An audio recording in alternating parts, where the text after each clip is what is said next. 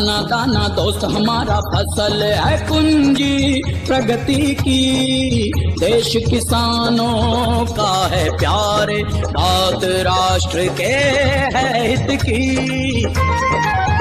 बायोफिट बायोफिट बायोफिट बायोफिट बायोफिट range के बारे में विशेष जानकारी दे पाए, उसका प्रयोग के बारे में आपको विस्तारित रूप में बता पाए, और किस तरह से अब जो सीजन आ चुका है एग्रीकल्चर का, इस समय में मैक्सिमम आप इसका बेनिफिट कैसे ले सकते हैं, उस चीजों के बारे में हमें विस्तारित रूप में बताएंगे मिस्टर विशाल बेहरे सर। तो जोरदार हाथ ताली के साथ सर का हम स्वागत करना चाहेंगे। Behre sir, hello. Thank you so much. Thank you so much. All yours, sir. Please continue with the session. Thank you. Thank you so much. आज यहाँ पर मुझे आपके जोन में आने का मौका दिया, इसके लिए आप सभी का बहुत बहुत यहाँ पर धन्यवाद करता हूँ। और आज का इस बायोफिट ट्रेनिंग की ओर हम यहाँ पर बढ़ते हैं। तो यहाँ पर मैं स्क्रीन शेयर कर रहा हूँ। तो आप सभी लोगों से रिक्वेस्ट, एक छोटा सा रिक्वेस्ट है कि स्क्रीन के ऊपर कोई भी मार्क ना करें। तो मैं यहाँ पर मेरा स्क्रीन शेयर कर रहा हूँ, जहाँ से मैं हमारे एग्रीकल्चर के पीपीटी जो है हम यहाँ पर देखेंगे बायोफिट प्रोडक्ट्स।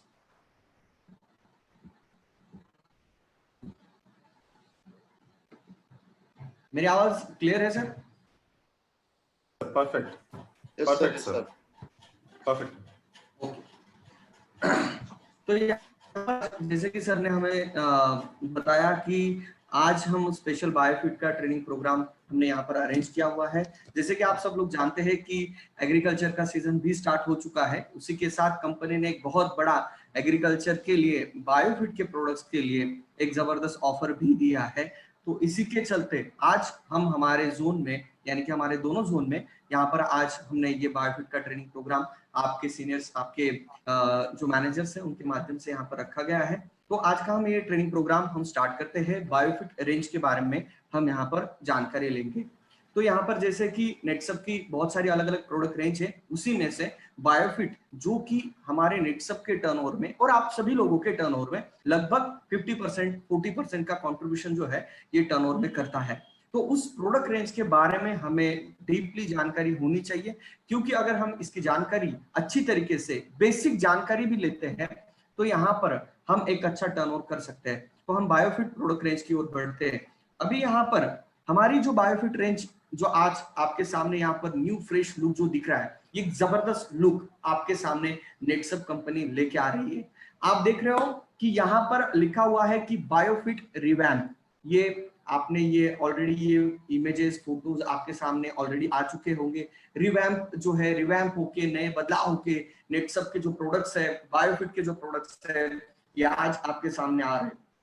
तो हमेशा नेटसप कंपनी इसी के ऊपर बिलीव करती है कि हाँ 100% हमारे जो प्रोडक्ट है ये मार्केट में कॉम्पिटिटिव तो होने ही चाहिए, उसी के साथ हमारे प्रोडक्ट के कंटेंट के जो जितने भी हमारे प्रोडक्ट के कंटेंट है उसी के साथ हमारे प्रोडक्ट का लुक है ये मार्केट में अनोखा होना चाहिए। उसके ऊपर हमारी नेटसप कंपनी के साइंटिस्ट, हमारे नेटसप के मैनेजमेंट लगातार काम करते रहते हैं। और ये जो प्रोडक्ट रेंज है, आप मार्केट में इस प्रोडक्ट रेंज को लगभग 20 साल हो चुके हैं दोस्तों। एक बहुत बड़ी अचीवमेंट हमारे लिए ये है कि इस प्रोडक्ट रेंज में हमने 2 प्रोडक्ट के साथ शुरुआत की थी और आज एक जबरदस्त प्रोडक्ट रेंज यहाँ पर हमारे मैनेजमेंट है, हमारे साइंटिस्ट लोगों ने, हमारे कंपनी के जो सीनियर साइंटिस्ट है उन्होंने यहाँ पर एक जबरदस्त तरीके से इस प्रोडक्ट रेंज का डेवलपमेंट किया है।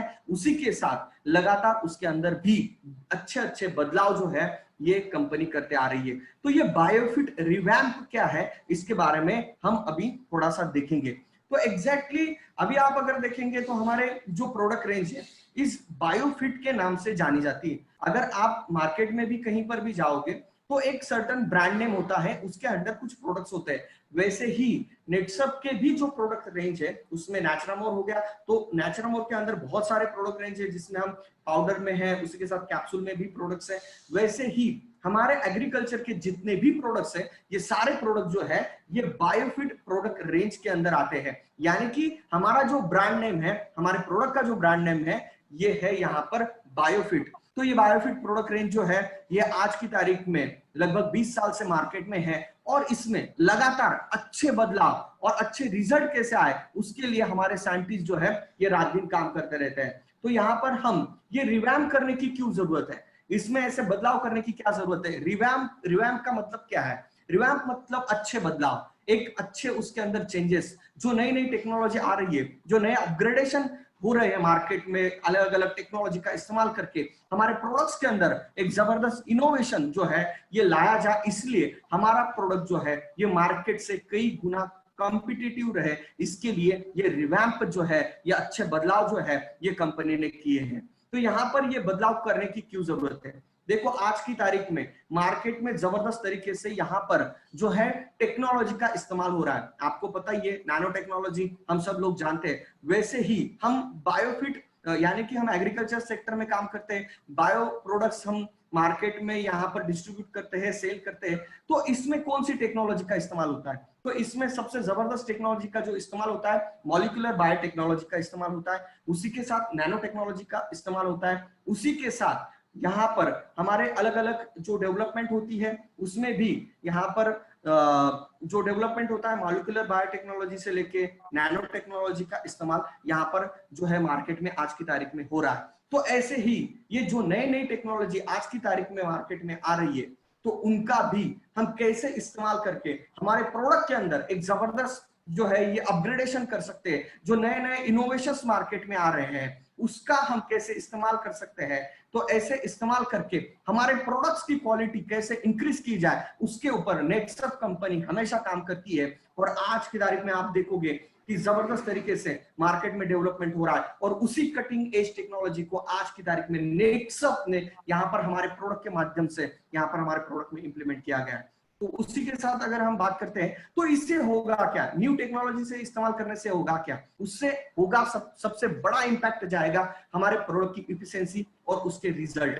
यहाँ पर जो इंपैक्ट आएगा हमारे जो प्रोडक्ट की इफिशिएंसी मतलब क्या, इफिशिएंसी मतलब क्या, हमारे प्रोडक्ट के रिजल्ट 100% आते हैं क्या, हाँ 100% आते हैं, लेकिन जो टाइम पीरियड है, जो टाइम बाउंडेशन, जो टाइम जो लग रहा है उससे भी कम समय में जो अच्छे रिजल्ट, बेहतर रिजल्ट अभी जो आ रहे हैं उससे भी कई गुना अच्छे रिजल्ट कैसे आए, इसके वजह से क्या होगा नई टेक्नोलॉजी का इस्तेमाल करने से यहाँ पर हमारे प्रोडक्ट की जो है ये इफिशिएंसी बढ़ेगी। और उसी के साथ क्या होगा जो हमारे कस्टमर है यानी कि जो किसान भाई है, जो एग्रीकल्चर से रिलेटेड जो लोग हैं, जो फार्मर्स हैं, उन लोगों को रिजल्ट जितने जल्दी आएगा, अच्छा रिजल्ट आएगा तो 100% हमारा प्रोडक्ट जो है ये मार्केट में ज्यादा सेल होगा। उसी के साथ जो नई टेक्नोलॉजी है उसका इस्तेमाल करके जो रिवैम्प है उसमें हो क्या रहा है, हमारे प्रोडक्ट्स के अंदर नए नए कंटेंट्स का हम ऐड कर रहे हैं, क्योंकि मार्केट में रिसर्च जो है मॉलिक्यूलर बायोटेक्नोलॉजी में, बायोटेक्नोलॉजी में, प्लांट बायोटेक्नोलॉजी में, जेनेटिक्स में बहुत सारा स्टडी आज की तारीख में मार्केट में चल रहा है, बहुत सारे साइंटिस्ट लगातार काम कर रहे हैं और इसी का बेनिफिट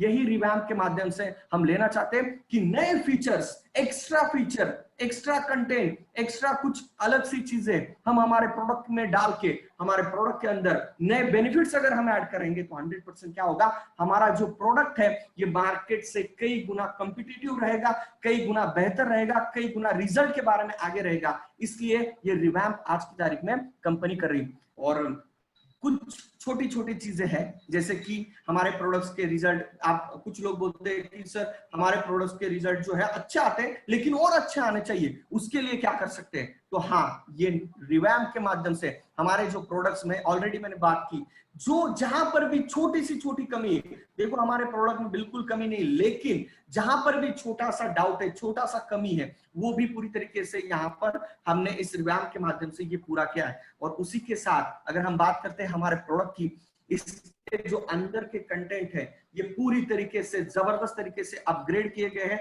नई टेक्नोलॉजी का इस्तेमाल किया गया है, बायोटेक्नोलॉजी का इस्तेमाल किया, मॉलिक्यूलर बायोटेक्नोलॉजी का इस्तेमाल करके, जो मार्केट में नई नई टेक्नोलॉजी, नैनो टेक्नोलॉजी का इस्तेमाल करके, न्यू पार्टिकल्स का इस्तेमाल करके, न्यू रॉ मटेरियल का इस्तेमाल करके अंदर का प्रोडक्ट तो बहुत जबरदस्त बनाएंगे। उसी के साथ जो बाहर से भी लुक आज की तारीख में मार्केट में जो दिखता है वही बिकता है, वैसे ही आज अगर हम देखा जाए तो हमारे बायोफिट की जो बॉटल्स है उसको बहुत दिनों से रिफ्रेश नहीं किया था, उनका लुक चेंज नहीं किया था। तो यहाँ पर अभी आपके सामने एक नया लुक, ऑलरेडी आपके हाथ में नई बोतल जो है आज की तारीख में आपके साथ ऑलरेडी आपको स्टॉक पॉइंट के माध्यम से मिलना शुरू हो गई है। रिफ्रेश्ड लुक जो है आज की तारीख में यहाँ पर जो है हमने आपके सामने पेश किया हुआ है। तो कलरफुल रेंज जो है ये बायोफिट की ये आपके सामने आ चुकी है, और ये जो पैकेजिंग है ये पेट बॉटल में आया हुआ है। अभी आप बोलेंगे कि सर ये पेट बॉटल में आया है, मतलब क्या है? देखो, इसका पेट बॉटल में हमने इसका इस्तेमाल क्यों किया है, क्योंकि यहाँ पर कई बार हमारे पास शिकायतें आती थी कि सर बॉटल नीचे से लीक हो रही है, बॉटल का जो ढक्कन है वो निकल जा रहा है, वो उस अचानक से वो खुल रहा है। तो ये क्यों होता था? क्योंकि जो प्लास्टिक था उसकी वजह से ये बहुत सारी दिक्कतें आती थी। लेकिन आज मार्केट में नई टेक्नोलॉजी डेवलप हुई है, उसकी वजह से नया पॉलीथीन जो है, ये नया एक्सट्रैक्टेड पॉलीथीन जो है ये मार्केट में अवेलेबल है, और ये कई गुना जो है ये पहले जैसा जो हमारा बॉटल था उससे कई गुना ज्यादा देर तक ये जो है ये बॉटल हमारा रह सकता है, वो बॉटल खराब नहीं होगा।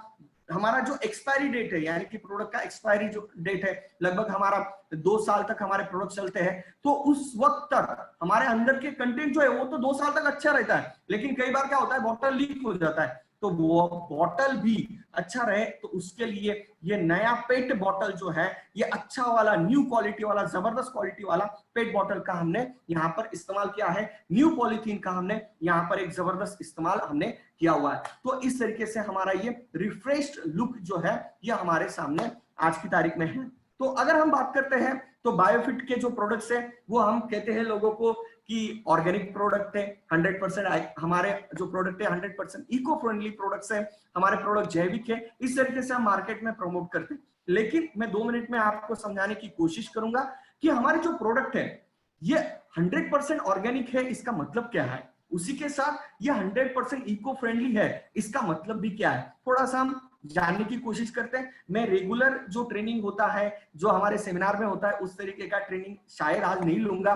मैं अलग टाइप का यहाँ पर आज जो आपका बेसिक कॉन्सेप्ट है उसके ऊपर मैं ज्यादा बात करूंगा, जिसकी वजह से आपका जो बेसिक कॉन्सेप्ट है वो अगर क्लियर हो गया तो मैं आपको कहता हूं आप कोई भी प्रोडक्ट, अपना कौन सा भी प्रोडक्ट, कोई भी जो भी आप जिसी भी क्रॉप्स में इस्तेमाल करना चाहते हैं, कोई भी प्लांट पे आप इस्तेमाल करना चाहते हो, तो आपके कॉन्सेप्ट क्लियर रहेंगे, तो जिसकी वजह से आप इसको बहुत अच्छी तरीके से प्रमोट कर सकते हैं। तो यहाँ पर थोड़ा सा बेसिक के ऊपर जाते हैं। 100% ऑर्गेनिक का मतलब होता क्या है? इसका मतलब ये है कि जो हमारे प्रोडक्ट है उसके अंदर जो कंटेंट हमने इस्तेमाल किए हैं ये सभी कंटेंट नेचुरल सोर्स से एक्सट्रैक्ट किए गए हैं। इसका मतलब क्या कि जो पर्यावरण में, यानी कि जो प्रकृति में, जो नेचर में जो चीजें नेचुरली अवेलेबल है उनका एक्सट्रैक्ट करके इस प्रोडक्ट के अंदर इस्तेमाल किया गया है। इसका मतलब इस हमारे जो नेटसप के प्रोडक्ट है इसके अंदर किसी भी तरह के सिंथेटिक प्रोडक्ट का इस्तेमाल नहीं किया गया, किसी भी सिंथेटिक केमिकल का इस्तेमाल जो है ये लैब में सिंथेटिक किए गए प्रोडक्ट्स जो होते हैं मार्केट में उस तरीके के ये प्रोडक्ट नहीं है। नेचुरल तरीके से एक्सट्रैक्शन जो है, नेचुरल एक्सट्रैक्शन प्रोसेस से नेचुरल कंटेंट का इस्तेमाल हमारे प्रोडक्ट्स के अंदर किया गया है। तो इससे होगा क्या?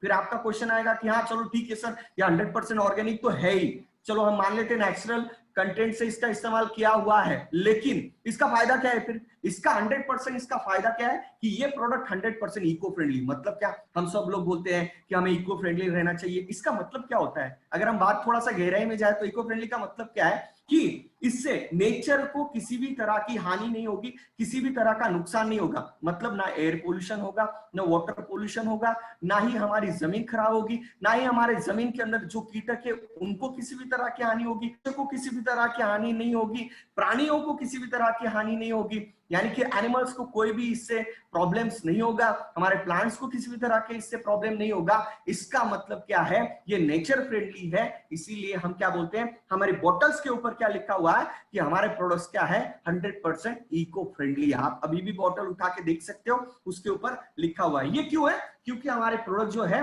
ये नेचुरल सोर्सेस से बनाए गए हैं, बायोटेक्नोलॉजी का इस्तेमाल करके बनाए गए, यानी कि नेचुरल सोर्स। यानी कि हम अगर जाते हैं आयुर्वेदा में जाते हैं, अगर ट्रेडिशनल हमारे अगर जो हमारे पूर्वज थे वो भी इसी तरह के एक्सट्रैक्ट का इस्तेमाल करके जो है वो खेती करते थे, वैसे ही आज की ये कटिंग एज टेक्नोलॉजी और नेचुरल एक्सट्रैक्ट को हमने करके ये बायोटेक्नोलॉजी के माध्यम से, न्यू टेक्नोलॉजी के माध्यम से आज हमने आपके हाथ में ये जबरदस्त बायोफिट का रेंज दिया हुआ है। तो ये बायोफिट रेंज हमारे प्रोडक्ट्स जो है ये क्या काम करते हैं, इससे किसानों को क्या फायदा होगा और हमें क्या फायदा होगा, उसके ऊपर हम अभी बात करते हैं। तो यहाँ पर हम थोड़ा सा बात करने से पहले हमारे सभी प्रोडक्ट जो है, एग्रीकल्चर के जो प्रोडक्ट्स है, ये किससे रिलेटेड है? हमारे सभी प्रोडक्ट जो है ये प्लांट से रिलेटेड है, बराबर, क्रॉप से रिलेटेड है। तो सबसे इंपॉर्टेंट चीज क्या है? प्रोडक्ट समझने से पहले क्या समझना पड़ेगा?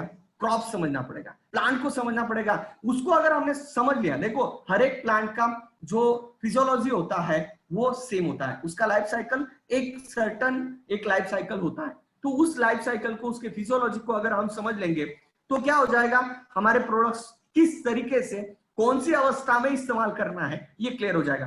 तो थोड़ा सा बेसिक की ओर चलते हैं। मैं आपको थोड़ा सा बेसिक की ओर लेके जाने की कोशिश करूंगा, फिर हमारे प्रोडक्ट्स के ऊपर हम आएंगे। तो यहाँ पर हम देखते हैं, प्लांट्स को थोड़ा समझते हैं। भाई प्लांट है क्या, और ये जो है क्रॉप्स यानी कि प्लांट्स, ये किस तरीके से उनका खाना बनाते हैं, ये अगर हमने समझ लिया, देखो ये खाना अगर ज्यादा बनाएंगे, ये खाना कैसे बनाते हैं, ये अगर हमने समझ लिया, इसका मतलब क्या, अगर प्लांट अच्छी तरीके से उसका खाना बना रहा है, इसका मतलब क्या है, वो हेल्दी है। इसका मतलब क्या है कि उसको सही मात्रा में न्यूट्रिशन मिल रहा है। ये अगर हम थोड़ा सा बैलेंसली समझ लेंगे तो मैं समझता हूं कि हमारे प्रोडक्ट्स कब कैसे इस्तेमाल करना है या बहुत अच्छी तरीके से समझ सकते हैं। तो चलो बढ़ते हैं, हमारे प्रोडक्ट्स को इस्तेमाल करने से पहले बढ़ते हैं हमारे प्लांट की ओर, हमारे क्रॉप्स की ओर।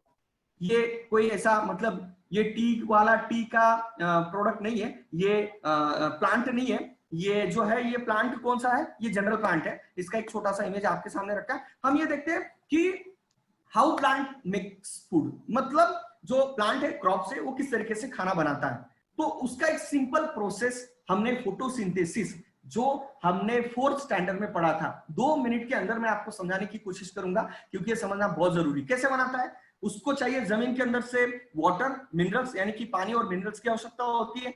उसी के साथ वो हवा में से क्या लेता है, कार्बन डाइऑक्साइड लेता है, ऑक्सीजन लेता है। उसी के साथ लाइट एनर्जी यानी कि सूर्य प्रकाश के माध्यम से क्या लेता है, प्रकाश संश्लेषण के माध्यम से फोटोसिंथेसिस ये प्रोसेस करता है। जिसकी वजह से होता क्या है, फोटोसिंथेसिस से होता ये है कि खाना जो है ये प्लांट अपना खाना खुद बनाता है, हमारे जैसा नहीं है ना। हमारा खाना कौन बनाता है, हमारा खाना ये हम मार्केट से लाते हैं और उसको पका के खाते हैं। हमारा खाना हम खुद बनाते नहीं, इसलिए हमें क्या बोला जाता है, पैरासाइट। लेकिन जो प्लांट है ये खुद अपना खाना खुद बनाते हैं। तो इसकी वजह से यहाँ पर तो इनका खाने का जो बनाने का प्रोसेस है, इसको हमने यहाँ पर समझ लिया है। इसका मतलब क्या है कि प्लांट को ग्रो होने को कौन सी चीजों की जरूरत है, चलो उसके ऊपर थोड़ा सा देखते हैं 2 मिनट में। सनलाइट जो कि नेचुरल तरीके से अवेलेबल होता है, वाटर जो कि नेचुरल तरीके से अवेलेबल होता है, एयर उससे उनको CO2 और ऑक्सीजन मिल जाएगा यानी कि कार्बन डाइऑक्साइड और ऑक्सीजन उसको वहां से मिल रहेगा। उसी के साथ जमीन के अंदर क्या क्या रहता है, जमीन के अंदर से जो प्लांट होता है उसको क्या क्या मिलता है, देखो मिनरल्स है ना, मैक्रो और माइक्रो न्यूट्रिएंट्स यानी कि न्यूट्रिएंट्स, प्लांट हार्मोन्स, बायोस्टिमुलेंट। ये सारी चीजों की अगर हम बात करते हैं मोटा मोटा तो 8 न्यूट्रिएंट, ये बेसिक मैं आपको बता रहा हूं, ज्यादा डीप में नहीं लेके जा रहा हूं, है ना, नहीं तो आपको लगेगा कि सर ने बायोटेक्नोलॉजी का क्लास चालू कर दिया है ना। तो ये बेसिक है। देखो तो यहाँ पर सनलाइट हो गया, वाटर हो गया, एयर हो गया, कार्बन डाइऑक्साइड हो गया, CO2 हो गया, मिनरल्स हो गए, माइक्रो न्यूट्रिएंट्स हो गए, प्लांट हार्मोन्स हो गए, बायोस्टिमुलेंट। ये इंपॉर्टेंट एलिमेंट है प्लांट की ग्रोथ के लिए। अगर ये सभी एलिमेंट अगर यहाँ पर प्लांट को मिल जाते हैं, क्रॉप्स को मिल जाते हैं, तो यहाँ पर क्या हो जाएगा, जो फसल है वो अच्छी तरीके से ग्रो होगी और उसका जो उत्पाद है यानी कि उसका प्रोडक्शन जो है ये बहुत अच्छी तरीके से होगा। तो यहाँ पर अभी हमारे प्रोडक्ट किस तरीके से काम करते हैं, इसमें क्या हमारे प्रोडक्ट के अंदर कुछ कंटेंट है क्या, तो ये कैसे काम करेंगे, ये प्लांट डेवलपमेंट के लिए कैसे काम करेंगे, ये तो हम देखेंगे। लेकिन हमें यहाँ पर और एक चीज हमें देखने की जरूरत है, क्या कि प्लांट को ग्रोथ होने से कौन रोकता है। देखो 2 चीजें समझ लो, एक प्लांट को ग्रो कैसे करने के लिए किन चीजों की जरूरत है और प्लांट को ग्रोथ होने से कौन रोकता है। मैं आपको पता है मैं थोड़ा सा बेसिक ले रहा हूं, लेकिन हम आगे जो है ये प्रोडक्ट जो जब लेंगे तो आपको ये बेसिक कॉन्सेप्ट जो है ये वहां पर काम आएगा। तो प्लांट को प्रॉब्लम कैसे कैसे होता है, अगर प्लांट को न्यूट्रिशन अगर नहीं मिलता है, न्यूट्रिशन डिफिशियंसी जब होती है यानी कि उसको सही मात्रा में पोषक तत्व नहीं मिलते, न्यूट्रिशन, जैसे कि हमें भी न्यूट्रिशन की आवश्यकता होती है कि नहीं होती है, हम भी प्रोटीन, विटामिन, कार्बोहाइड्रेट्स खाते हैं, यानी कि रोटी सब्जी खाते हैं, उसी के साथ फिश खाते हैं, उसके साथ जो भी वेज नॉन वेज खाते हैं, वहां से हमें क्या मिलता है, पोषक तत्व मिलते हैं, यानी कि न्यूट्रिशन मिलते हैं। अगर ये न्यूट्रिशन हमें नहीं मिले तो हम क्या बोलते हैं कि ये जो बालक है, यानी कि हम बोलते हैं कि ये कुपोषित है, यानी कि इसमें न्यूट्रिशन डिफिशियंसी। वैसे ही अगर प्लांट में अगर डिफिशियंसी हुई न्यूट्रिशन की तो क्या होगा, वहां पर विल्टिंग होगी, यानी कि सूख जाएंगे पौधे, जो है ये सूख जाते हैं, उसी के साथ विल्टिंग हो जाती है, उसी के साथ जो जड़ें होती है यानी कि रूट्स जो होते हैं वो खराब होना लग जाते हैं, सूख जाते हैं, येलोविंग होता है ना, ब्राउनिंग होता है। ऐसे बहुत सारे प्रॉब्लम जो है ये हमें देखने को मिलते हैं। अभी बहुत बार हमारे पास क्वेश्चन आते हैं, सर मेरी जो फसल लगाई है, फिर मेरे जो प्लांट है, यानी कि मैंने एग्जांपल लेते हैं आपके तरफ टी का जो ज्यादा गार्डनिंग होता है, तो वहां पे भी ऐसा, मतलब मैंने टी के प्लांट के ऊपर ज्यादा स्टडी नहीं किया है, फिर भी वहां पर अगर ऐसा अगर होता है कि सूखने लग जाता है या फिर पीले होते पत्ते या फिर व्हाटएवर, तो वहां पर क्या हो रहा है, इसका मतलब क्या हो रहा है कि कहीं ना कहीं उसमें न्यूट्रिशन की डिफिशियंसी होए। उसी की वजह से वहां पर अगर न्यूट्रिशन डिफिशियंसी, अगर हम उसको मैच कर देते, सही मात्रा में न्यूट्रिशन देते हैं, तो वहां पर हमारा प्लांट जो है ये हेल्दी रहेगा, स्वस्थ रहेगा। अगर हम बात करते हैं दूसरा और एक कौन व्यक्ति है कि जो हमारी प्लांट को प्रॉब्लम क्रिएट करता है, उसका नाम है इंसेक्ट और पेस्ट।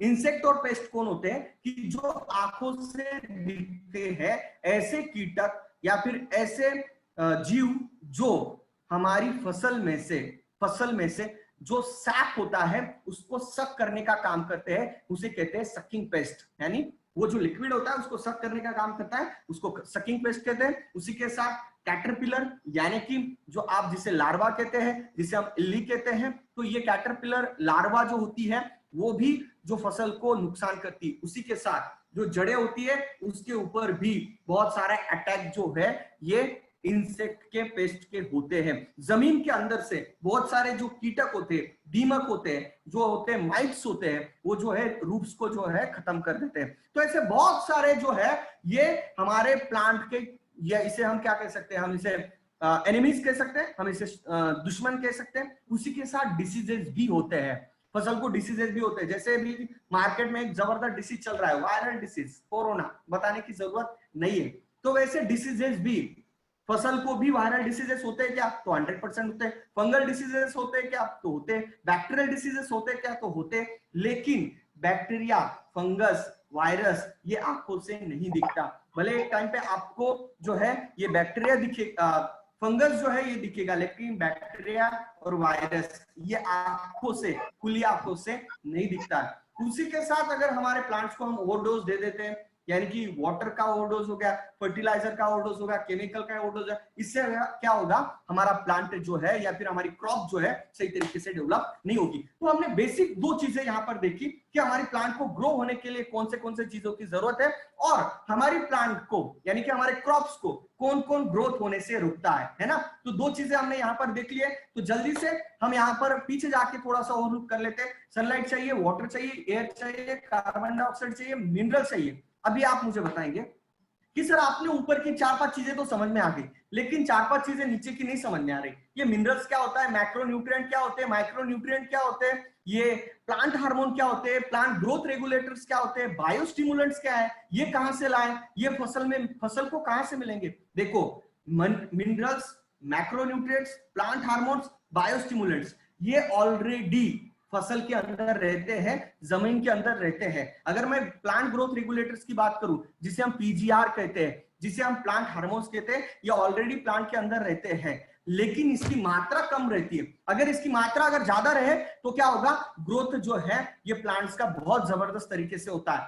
तो यहां पर ये चीजें क्या हमारे प्रोडक्ट के अंदर है क्या, बायोस्टिमुलेंट है क्या, प्लांट ग्रोथ रेगुलेटर्स है क्या, मैक्रोन्यूट्रिएंट्स क्या हम दे सकते हैं हमारे प्रोडक्ट के माध्यम से, जिसके वजह से जो पोषक तत्व आज हमारी फसल को, हमारे प्लांट को नहीं मिल रहे, क्या हम हमारे प्रोडक्ट से दे सकते हैं। तो इसका क्वेश्चन का आंसर ही यस, 100%। हमारी बायोफिट की जो प्रोडक्ट रेंज है उसके माध्यम से जो चीजें हम हमारे प्लांट्स को पूरी तरीके से न्यूट्रिशन हम हमारे प्लांट को दे सकते हैं क्या? तो यस, 100% दे सकते हैं। तो कैसे दे सकते हैं और कौन से प्रोडक्ट के माध्यम से क्या क्या बेनिफिट जो है हमारे प्रोडक्ट्स को मिलेगा, उसी के साथ जो प्रॉब्लम क्रिएट करते हैं, यानी कि इंसेक्ट डिसीजेस जो होते हैं हमारी फसल को जो प्रॉब्लम क्रिएट करते हैं, वो क्या कंट्रोल करने के लिए हमारे पास कोई सॉल्यूशन है क्या? अगर ये सॉल्यूशन है तो मैं कहूंगा कि ऑलमोस्ट हमारे पास वो सॉल्यूशन भी है। तो बढ़ते हैं हमारे प्रोडक्ट के ऊपर कि हमारे प्रोडक्ट के माध्यम से क्या क्या हम हमारे फसल को दे सकते हैं। तो पहला प्रोडक्ट है हमारा स्टीमरीच। अभी आपका स्टैंडर्ड लाइन होता है, क्या स्टैंडर्ड लाइन होता है सेमिनार में? नेटसप का, बायोफिट का अगर स्टीमरीच का प्रोडक्ट इस्तेमाल करते हैं तो आपके प्रोडक्ट, आपका जो उत्पाद है ये लगभग, ये हम बोलते हैं 25 से 40% तक बढ़ जाएगा। तो 100% बढ़ जाएगा। लेकिन ये बढ़ता कैसे है? अभी ये बढ़ता कैसे उसको भी देखना पड़ेगा। और आपको बहुत सारे क्वेश्चंस भी आते हैं कि सर इसके अंदर कंटेंट्स क्या है और ये कौन से फसल पे इस्तेमाल करना चाहिए मार्केट में, और ये प्रोडक्ट में क्या डिफरेंस है, ये प्रोडक्ट कितना सस्ता है, इसके ऊपर भी आज हम थोड़ा सा बात करने वाले हैं। तो यहाँ पर रिवैम्प अगर हुआ है स्टीमरीच का, तो ऐसा क्या बड़ा बदलाव हुआ है? मैं आपको कहूंगा कि एक जबरदस्त बदलाव यहाँ पर हमारे नेटसप के स्टीमरीच में किया गया है दोस्तों, जिसके अंदर हमने हाईली पोटेंट ऐसे ग्रोथ रेगुलेटर्स और बायोस्टिमुलेंट डाले। अभी मेरा पहला स्लाइड आपको याद आया होगा कि सर प्लांट को ग्रोथ होने के लिए प्लांट ग्रोथ रेगुलेटर्स और बायोस्टिमुलेंट की जरूरत है, तो 100% है।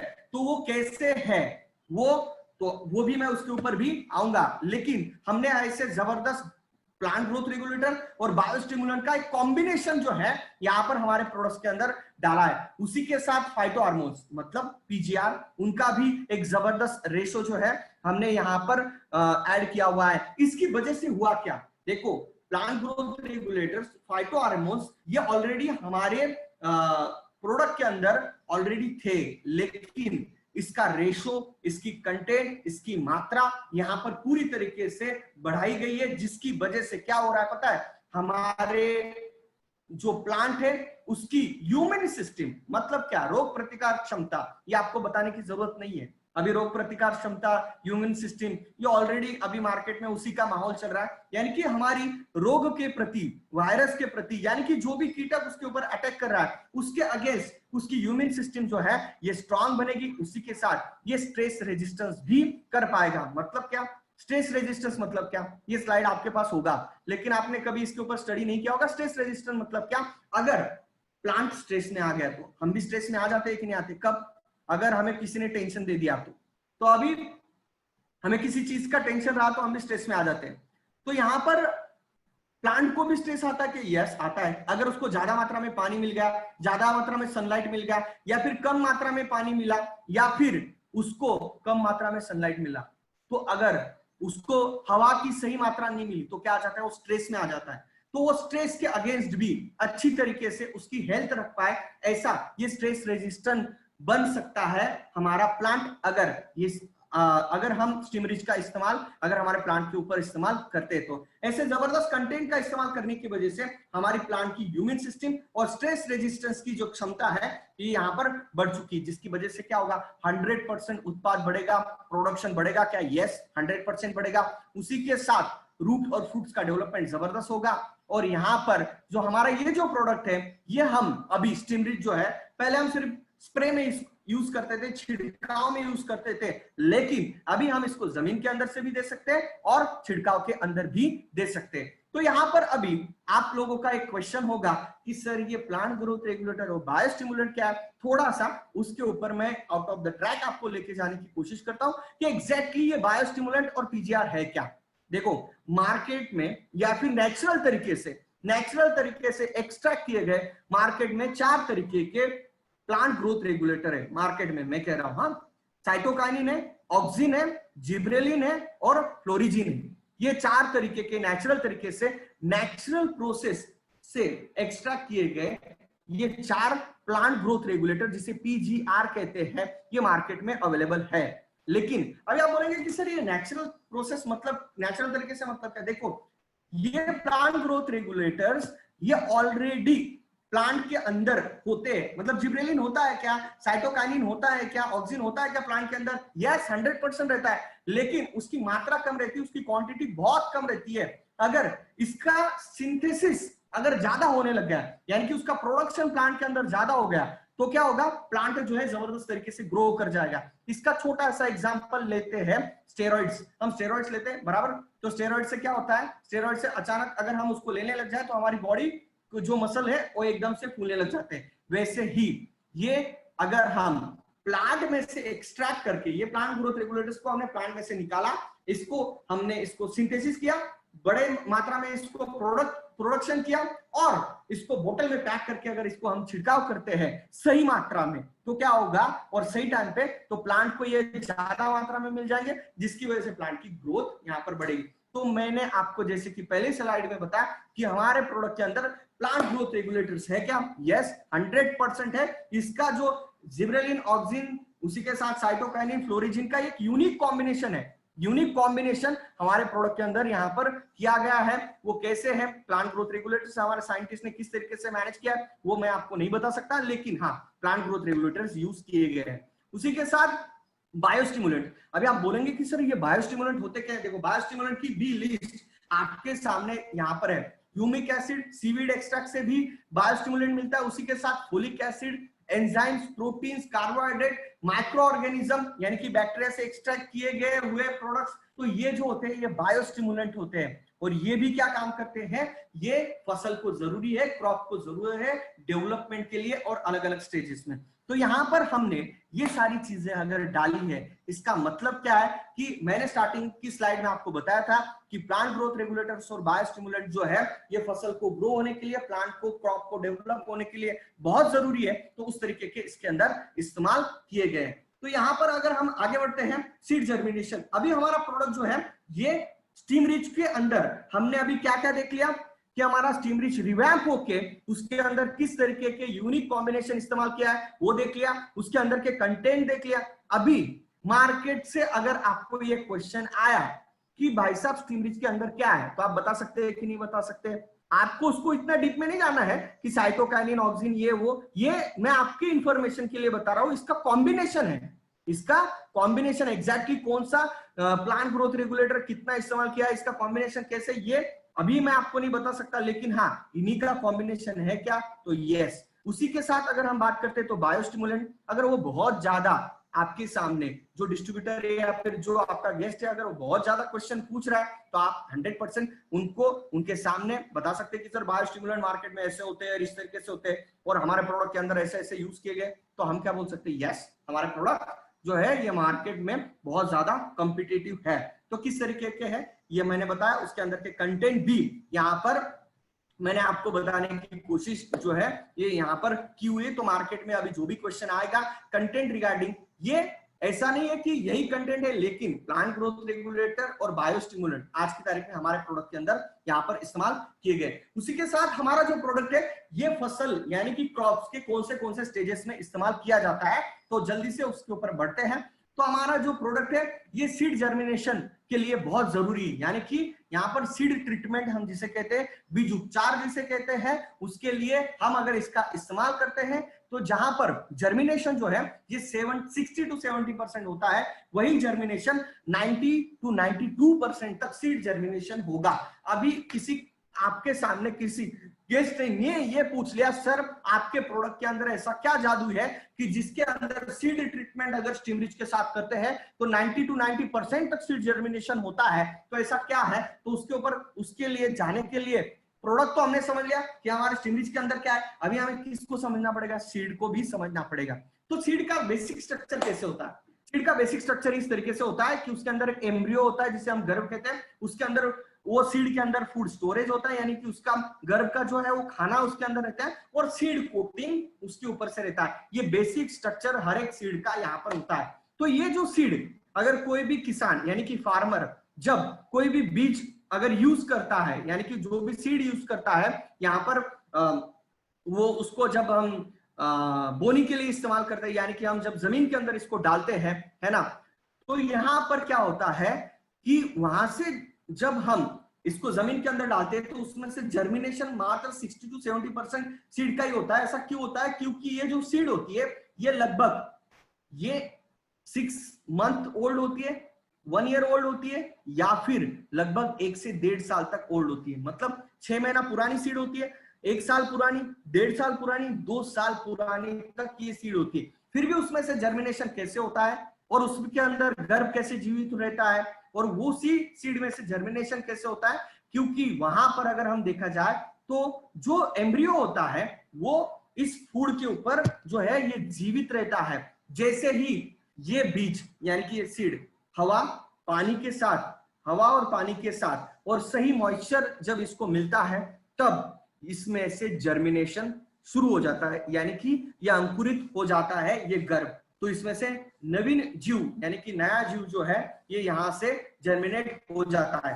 तो यहां पर फिर जो है इस टिमरिज के साथ बीज उपचार करने से ये 90 to 90% कैसे हो जाता है, उसके पीछे का लॉजिक ये है कि कुछ बीज के जो गर्भ होते हैं ये डॉर्मेंट स्टेज में चले जाते हैं। डॉर्मेंट स्टेज मतलब क्या, जिसे हम कह सकते हैं आपकी भाषा में कोमा में चले जाते हैं, जिसे हम सुप्त अवस्था कहते हैं। डॉर्मेंट स्टेज में चली जाती है बीज, तो उसमें से उसको बाहर निकालने के लिए, उसको स्टिमुलेट करने के लिए, उसको हिलाने के लिए, उस गर्भ को उसको जगाने के लिए, तो क्या लगता है कुछ उसको स्टिमुलेट करने के लिए प्लांट ग्रोथ रेगुलेटर और बायो स्टिमुलेंट की जरूरत पड़ती है, और वो हमारे प्रोडक्ट के अंदर है। तो जैसे कि एक जो होता है जिसे हम कहते हैं साइटोकाइनिन जो होता है, ये क्या काम करता है, ये यहां पर जो होता है ये जर्मिनेशन में बहुत बड़ा रोल प्ले करता है।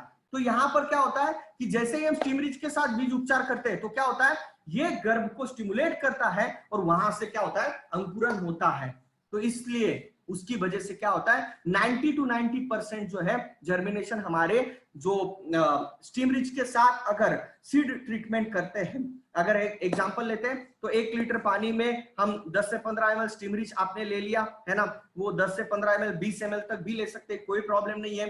तो उसमें आप 1 क्विंटल तक 1 लीटर में 1 से 1.25 लीटर, 1 से 1 लीटर के अंदर आप लगभग 1 क्विंटल यानी कि 100 kg तक सीड जो है उसको आप ट्रीटमेंट कर सकते हैं। उसको क्या करना है, पानी के अंदर वो 10 से 15 ml 20 ml आप स्टीमरिज लो 1 लीटर पानी में, और जो बीज है उसके ऊपर छिटक दो, उसको उसमें से बहना नहीं चाहिए। और जो ऊपर की जो सतह, जिस बीज की ऊपर की सतह बहुत पतली होती है उसको उसके ऊपर इसका इस्तेमाल नहीं करना है, क्योंकि अगर सतह निकल जाएगी तो वो बीज आप जब जमीन में अंदर डालोगे तो शायद उसमें से अंकुरन कम होगा। लेकिन जिसकी सतह हार्ड है उसके ऊपर आप 100% बीज उपचार कर सकते हैं। 10 से 15 मिनट उसको छांव में रहने दीजिए, फिर उसके बाद इसको आप इस्तेमाल कीजिए। मैं आपको कहता हूं यहाँ पर 100% 90 to 90% तक जो है ये सीड का जर्मिनेशन होगा। ये बेसिक कॉन्सेप्ट जो था ये सीड ट्रीटमेंट के पीछे था। तो इस तरीके से हम यूज कर सकते हैं।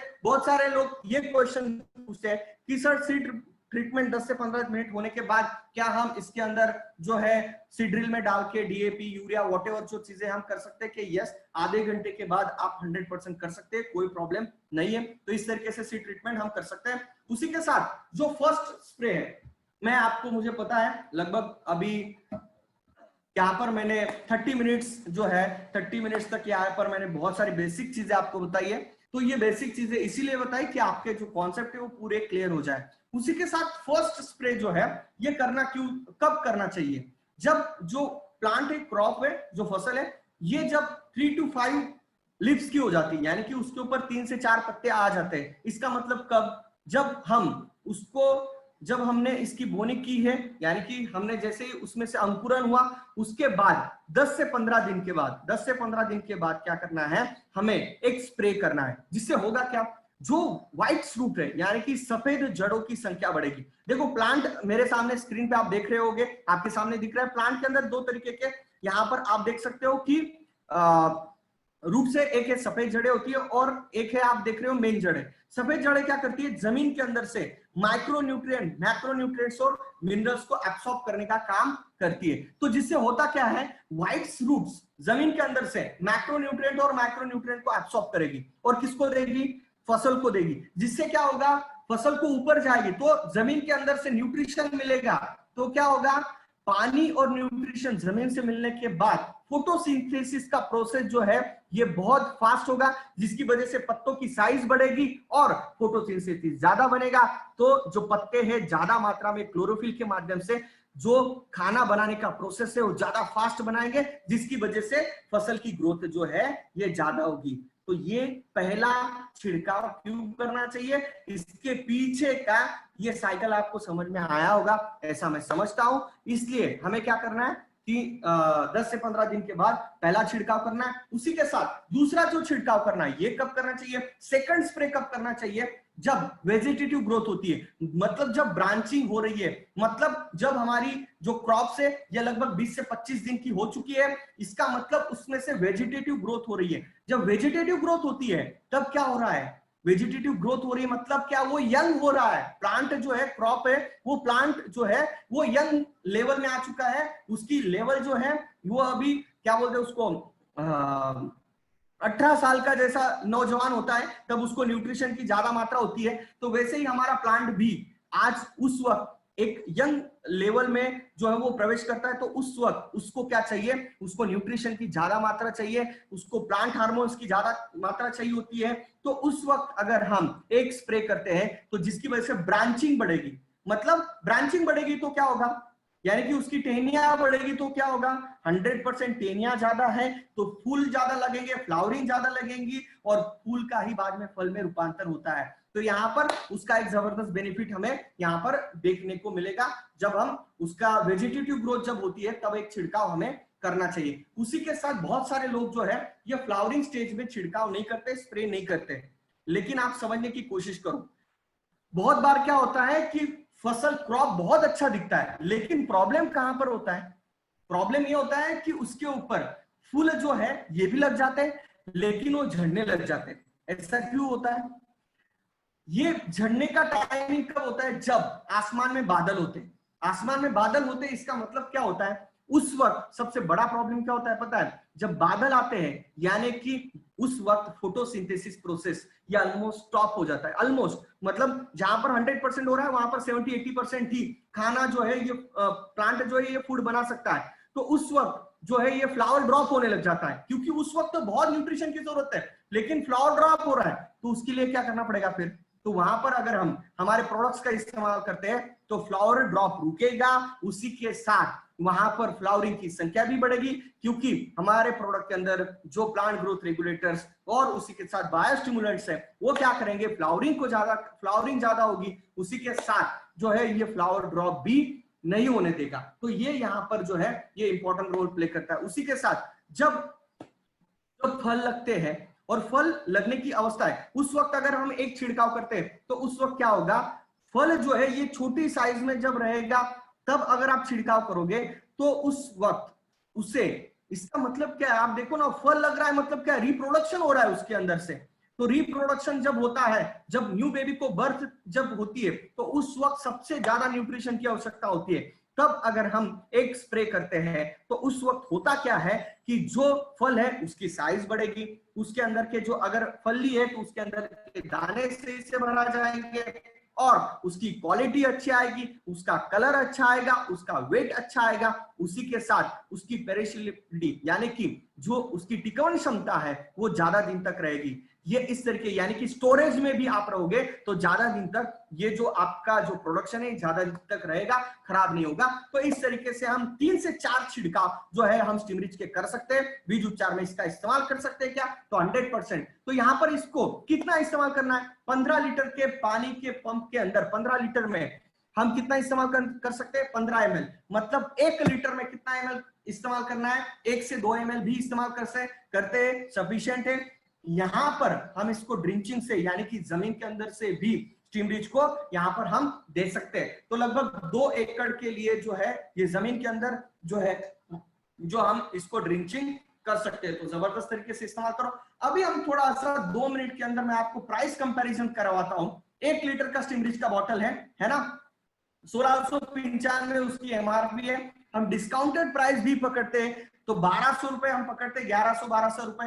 एक पंप के अंदर कितने पंप यानी कि 1 लीटर में अगर हम 15-15 लीटर 1 लीटर स्टिमरिच में अगर हम 15-15, ये कैलकुलेशन आप लिख के रखो बहुत काम आएगा, 15 लीटर के कितने पंप बनेंगे आप डिवाइड बाय करो तो ये लगभग 66 यहाँ पर जो है ये पंप बनते हैं। यानी कि जो छिड़काव करने का जो पंप होता है ये 15 लीटर या 20 लीटर का होता है। तो ये यहाँ पर ये हम अगर एवरेज निकालते हैं तो 20 लीटर की अगर बात करते हैं तो लगभग 50-55 बनेंगे, और 15 लीटर की अगर बात करते हैं तो लगभग 60 to 66 पंप यहाँ पर बनते हैं। इसका मतलब क्या है कि ये मार्केट से अगर इसको कॉम्पिटिटिव अगर किया जाए, प्राइसिंग से साथ इसको अगर कंपेयर किया जाए, मैंने आपको इसके कंटेंट के बारे में अगर कंपेयर किया जाए मार्केट से, मैं कहूंगा तो इसकी कीमत अगर मार्केट में यही प्रोडक्ट आप लेने को जाओगे ये कंटेंट के साथ, मैंने बताया बायोस्टिमुलेंट और प्लांट ग्रोथ रेगुलेटर्स के साथ, दोस्तों मार्केट में ह्यूमिक लेने जाओगे ना तो 500-600 रुपए लीटर से मिलता है, सिर्फ ह्यूमिक मार्केट में चले जाओ, ह्यूमिक सिर्फ 500 रुपए लीटर से मिलेगा। हमारे प्रोडक्ट के अंदर इतने सारे यूनिक कंटेंट डाले गए हैं, और इसका अगर आप रेशो निकालते हो एक पंप का ज्यादा से ज्यादा 14 से 15 रुपए का खर्चा एक पंप का प्रति पंप का आता है, मार्केट से कई गुना सस्ता है और कई गुना बेहतर, कई गुना कॉम्पिटिटिव, कंटेंट के बारे में, लुक के बारे में जबरदस्त तरीके से ये प्रोडक्ट है। मैं कहूंगा कि स्टीमरीच के सामने मार्केट का कोई भी प्लांट ग्रोथ रेगुलेटर नहीं टिक पाएगा दोस्तों। तो बेधड़क होके मार्केट में घुसो और इस प्रोडक्ट को सेल करो। यहाँ पर हमने स्टीमरीच के बारे में देखा और बहुत सारी बेसिक चीजें भी देखी, लेकिन अभी बेसिक में जाने की जरूरत नहीं है, अभी हमारी बेसिक बहुत सारी क्लियर हो गई। अभी हम डायरेक्ट के ऊपर प्रोडक्ट के ऊपर आते हैं। बायो 95 जो कि अभी नया नाम उसका आया है बायो 99।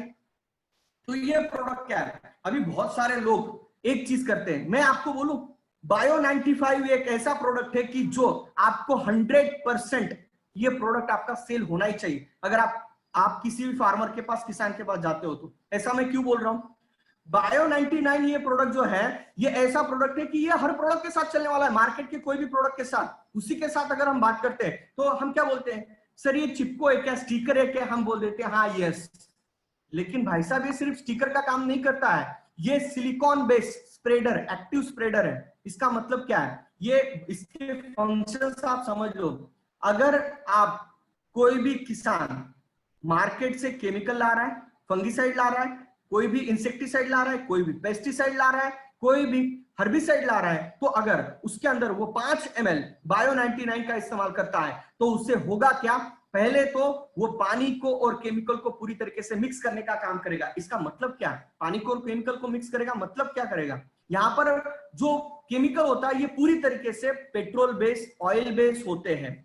उसकी वजह से ये पानी और केमिकल पूरी तरीके से मिक्स नहीं होते, क्योंकि दोनों का सरफेस टेंशन ये अलग अलग होता है, और सरफेस टेंशन जब तक सेम नहीं होगा तब तक इसका मिक्सिंग नहीं होता है। तो ये क्या करता है, हमारा जो बायो 99 ये प्रोडक्ट है ये केमिकल का सरफेस टेंशन ब्रेक करता है और पानी और केमिकल को मिक्स करने का काम करता है। तो पहला काम क्या किया, आप कोई भी केमिकल, आप अभी भी बहुत सारे किसान अगर इसमें जुड़े हैं तो आपके पास अगर कोई भी केमिकल की बोतल है तो उसमें आप देख लो, उसके नीचे लिखा है कि ये प्रोडक्ट सिर्फ पानी में 75%, 70%, 60% घुलनशील है।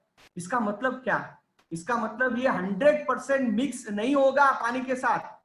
तो ये हमारा बायो 99 प्रोडक्ट क्या करेगा, ये केमिकल को और पानी को मिक्स करने का काम करेगा, फर्स्ट रोल उसका। सेकंड, ये क्या काम करेगा, इसने मिक्सिंग का काम तो किया है पानी और केमिकल को, उसी के साथ जब इसको स्प्रे करेंगे केमिकल को तो पत्ते के ऊपर ये यूनिफॉर्मली स्प्रेड करने का काम भी करेगा। आप देख रहे हो जहां पर बायो 99 का इस्तेमाल नहीं किया है और जहां पर इस्तेमाल किया है तो वहां पर यूनिफॉर्म स्प्रेड हो जाएगा। उसी के साथ ये जो केमिकल है उसको वहां पर चिपकाने का, स्टिक करने का भी काम करेगा। थर्ड प्रॉपर्टी, स्प्रेडर भी है, स्टिकर भी है, मिक्सिंग एजेंट भी है। उसी के साथ जो कीटक होते हैं, कोई भी कीटक ले लो, इंसेक्ट ले लो, पेस्ट ले लो, जो भी कैटेगरी के होंगे, वो कौन से साइड पे होते हैं, पत्ते के निचले साइड पे होते हैं। और वो क्या करते हैं, वो रस जो होते हैं, वेंस जो होती है वहां से सक करते हैं।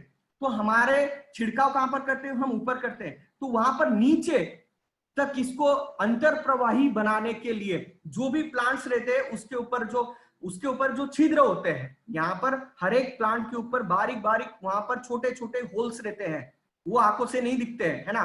तो वहां से इस केमिकल को अंतर प्रवाही यानी कि अंदर से पूरे फसल के ऊपर इसका इफेक्ट जो है ये केमिकल का फैलाने का काम कौन करता है, ये बायो 95 करता है। मतलब आप सोचो कि कितने फंक्शंस इसके। उसी के साथ अगर तेज यहाँ पर अगर सनलाइट है, हेवी सनलाइट है, यानी कि हम जिसे यूवी रेस कहते हैं, बहुत बार जो है ये हमारी आंखों को भी तकलीफ करते हैं, तो वैसे यूवी रेस जो है ये प्लांट को भी प्रॉब्लम क्रिएट करते हैं, तो उससे बचाने के लिए प्रोटेक्शन का भी काम करता है। मतलब आप सोचो कि बायो 95 ये कितने काम करता है, ये इसके लगभग 5 से 6 अलग अलग प्रॉपर्टीज है, अलग अलग इसके जो है ये बेनिफिट्स है।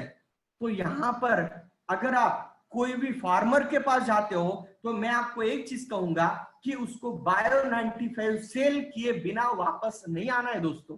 वो भले बोलेगा कि सर मुझे आपका एग्रीकल्चर के जो बायोफिट रेंज है मुझे नहीं करना है, प्रोडक्ट आपके नहीं यूज करना है, भाई साहब आप मत करो, लेकिन आप हमारा बायो 99 तो यूज कर सकते हैं कि नहीं कर सकते हैं? 100% कर सकते हैं, क्योंकि उसका क्या होगा, उससे केमिकल का जो खर्चा है वो कम होगा। यहां पर सबसे इंपॉर्टेंट रोल जो है आप देखने की कोशिश करो, जहां पर कीटक कंट्रोल करने के लिए, उसी के साथ कैटरपिलर कंट्रोल करने के लिए, सकिंग पेस्ट कंट्रोल करने के लिए, जहां पर किसान फार्मर का 2 से 3 स्प्रे हो रहे थे, मात्र वहां पर एक स्प्रे में ही, एक छिड़काव के अंदर ही उसका जो केमिकल, जो भी केमिकल का इफेक्टिवनेस बढ़ेगा, जिसकी वजह से उसका जो स्प्रे का खर्चा है ये लगभग 25% 30% से कम हो जाएगा। इसका मतलब जहां पर उसको 2 बार 3 बार स्प्रे करना था, उसको एक बार में ही जो कीटक है, उसी के साथ जो रस चूसक कीटक है, जो पेस्ट है, जो सकिंग पेस्ट है, वो वहां पर कंट्रोल में आ जाएगा। तो बार बार उसको स्प्रे नहीं करना पड़ेगा, स्प्रे का भी खर्चा बचता है, उसी के साथ लेबर का भी खर्चा यहाँ पर बचता है। तो ये दोनों का बेनिफिट जो है ये यहाँ पर जो बायो 99 प्रोडक्ट करना, इसका मतलब क्या है, आप अगर कोई भी किसान के पास, कोई भी फार्मर के पास जाओ तो उसको बोलना भाई साहब आप जब भी स्प्रे करो उसमें सिर्फ 5 ml बायो 99 डाल लो। इसका मतलब क्या है कि इसका मतलब यह है कि हर एक किसान आपका पोटेंशियल कस्टमर है कि नहीं है, 100% है। तो जैसे हमारा डेंटल पेस्ट आप बेच के आते हो, वैसे ही हमारा बायो 95 हर एक किसान तक पहुंचना चाहिए कि नहीं चाहिए, 100% पहुंचना चाहिए। तो इस तरीके से ये प्रोडक्ट जो है ये बायो 95 हम इसको इस्तेमाल कर सकते हैं। इसको इस्तेमाल करना कितना है, 15 लीटर के पंप में मात्र कितना, 15 ml, 15 लीटर पानी के अंदर 5 ml, सॉरी 15 लीटर के पानी में मात्र 5 ml इस्तेमाल करना है, और ओनली स्प्रे में ही यूज करो, जमीन के अंदर से इसको मत दो।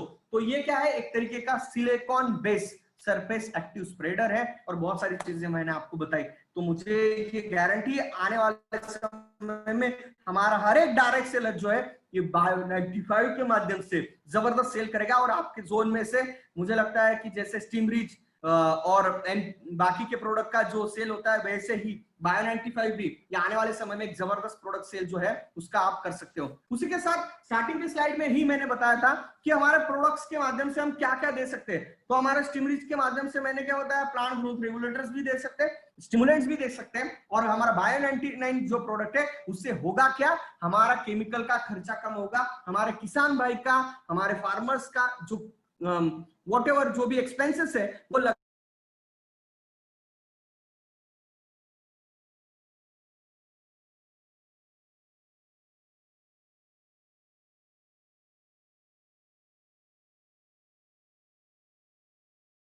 बहुत सेम है, उसके ऊपर मैं थोड़ा सा बात करूंगा। तो एनपीके, एनपीके एग्जैक्टली है क्या? अभी बहुत बार क्वेश्चन आता है कि सर, ये क्वेश्चन बहुत बार हमने हमारे पास आता है कि सर हमारे एनपीके के अंदर कितना रेशो है, मतलब यूरिया डीएपी कितना है इसके अंदर, एन में कितना है। मेरी आवाज क्लियर आ रही है? Yes sir, yes sir, yes sir. हाँ, तो बहुत बार ये क्वेश्चन आता है, तो हमारे साथ बहुत सारे डायरेक्ट सेलर कंफ्यूज हो जाते हैं, भाई इसमें क्या है अभी, क्योंकि हम लोग क्या है, हम हेल्थ में भी काम करते हैं और हेल्थ के साथ साथ एग्रीकल्चर में भी चले जाते हैं, क्योंकि बहुत बार हेल्थ का बंदा एग्रीकल्चर में भी चला जाता है, उसके ऊपर क्वेश्चनिंग आता है तो वो कंफ्यूज हो जाता है। तो वहां पर थोड़ा सा गड़बड़ होने की जरूरत नहीं है, मैं थोड़ा सा आपको बेसिक के ऊपर लेके जाऊंगा, क्योंकि देखो किसान के बेसिक क्वेश्चन के आंसर आपने अगर दे दिया ना, मैं आपको गारंटी देता हूं वहां पर आप क्या कर सकते हो, उसको समझ में आ जाएगा, हाँ इसको एग्रीकल्चर का नॉलेज है ना। तो आप एक थोड़ा सा बेसिक के ऊपर जाते हैं, हम देखते हैं कि भाई इसको समझने के पहले प्लांट न्यूट्रिएंट समझ लेते हैं। मतलब मैंने आपकी स्टार्टिंग में स्लाइड में बताया था भाई प्लांट न्यूट्रिएंट्स कौन से होते हैं। तो कोई भी प्लांट को डेवलप होने के लिए, कोई भी क्रॉप्स को डेवलप होने के लिए, फसल को डेवलप होने के लिए लगभग 14 इसेंशियल प्लांट न्यूट्रिएंट्स की जरूरत होती है, और वो दो कैटेगरी में डिवाइडेड है। कौन से? एक मैक्रो न्यूट्रिएंट और एक माइक्रो न्यूट्रिएंट, है ना। मेरे पास अभी भी 30 मिनट्स है। मैक्रो न्यूट्रिएंट और माइक्रो न्यूट्रिएंट्स जो है ये यहाँ पर इस दो कैटेगरी में डिवाइडेड है। तो यहाँ पर हम देखते हैं कि फसल को ग्रो होने के लिए ये 14 पोषक तत्व क्या फसल को कहां से मिलते हैं? तो इसमें से जो मैक्रो न्यूट्रिएंट मतलब क्या, मैक्रो का मतलब क्या होता है? ज्यादा मात्रा, मतलब मैक्सिमम अमाउंट में वो लगते हैं, है ना। तो कौन से? Nitrogen, potassium, phosphorus, magnesium, calcium और सल्फर। समझ में आया, है ना। सिंपल है, ये आप स्क्रीनशॉट भी ले सकते हो और मैं आपको ये शेयर भी कर दूंगा, कोई प्रॉब्लम नहीं। माइक्रो न्यूट्रिएंट्स कौन से? आयरन है, मैग्नीज है, बोरॉन है, जिंक है, कॉपर है, क्लोरीन है, निकल है, मोलिब्डेनम। इतना बहुत ध्यान में रखने की जरूरत नहीं है, लेकिन ये बेसिक जानकारी आपके लिए मैं दे रहा हूं।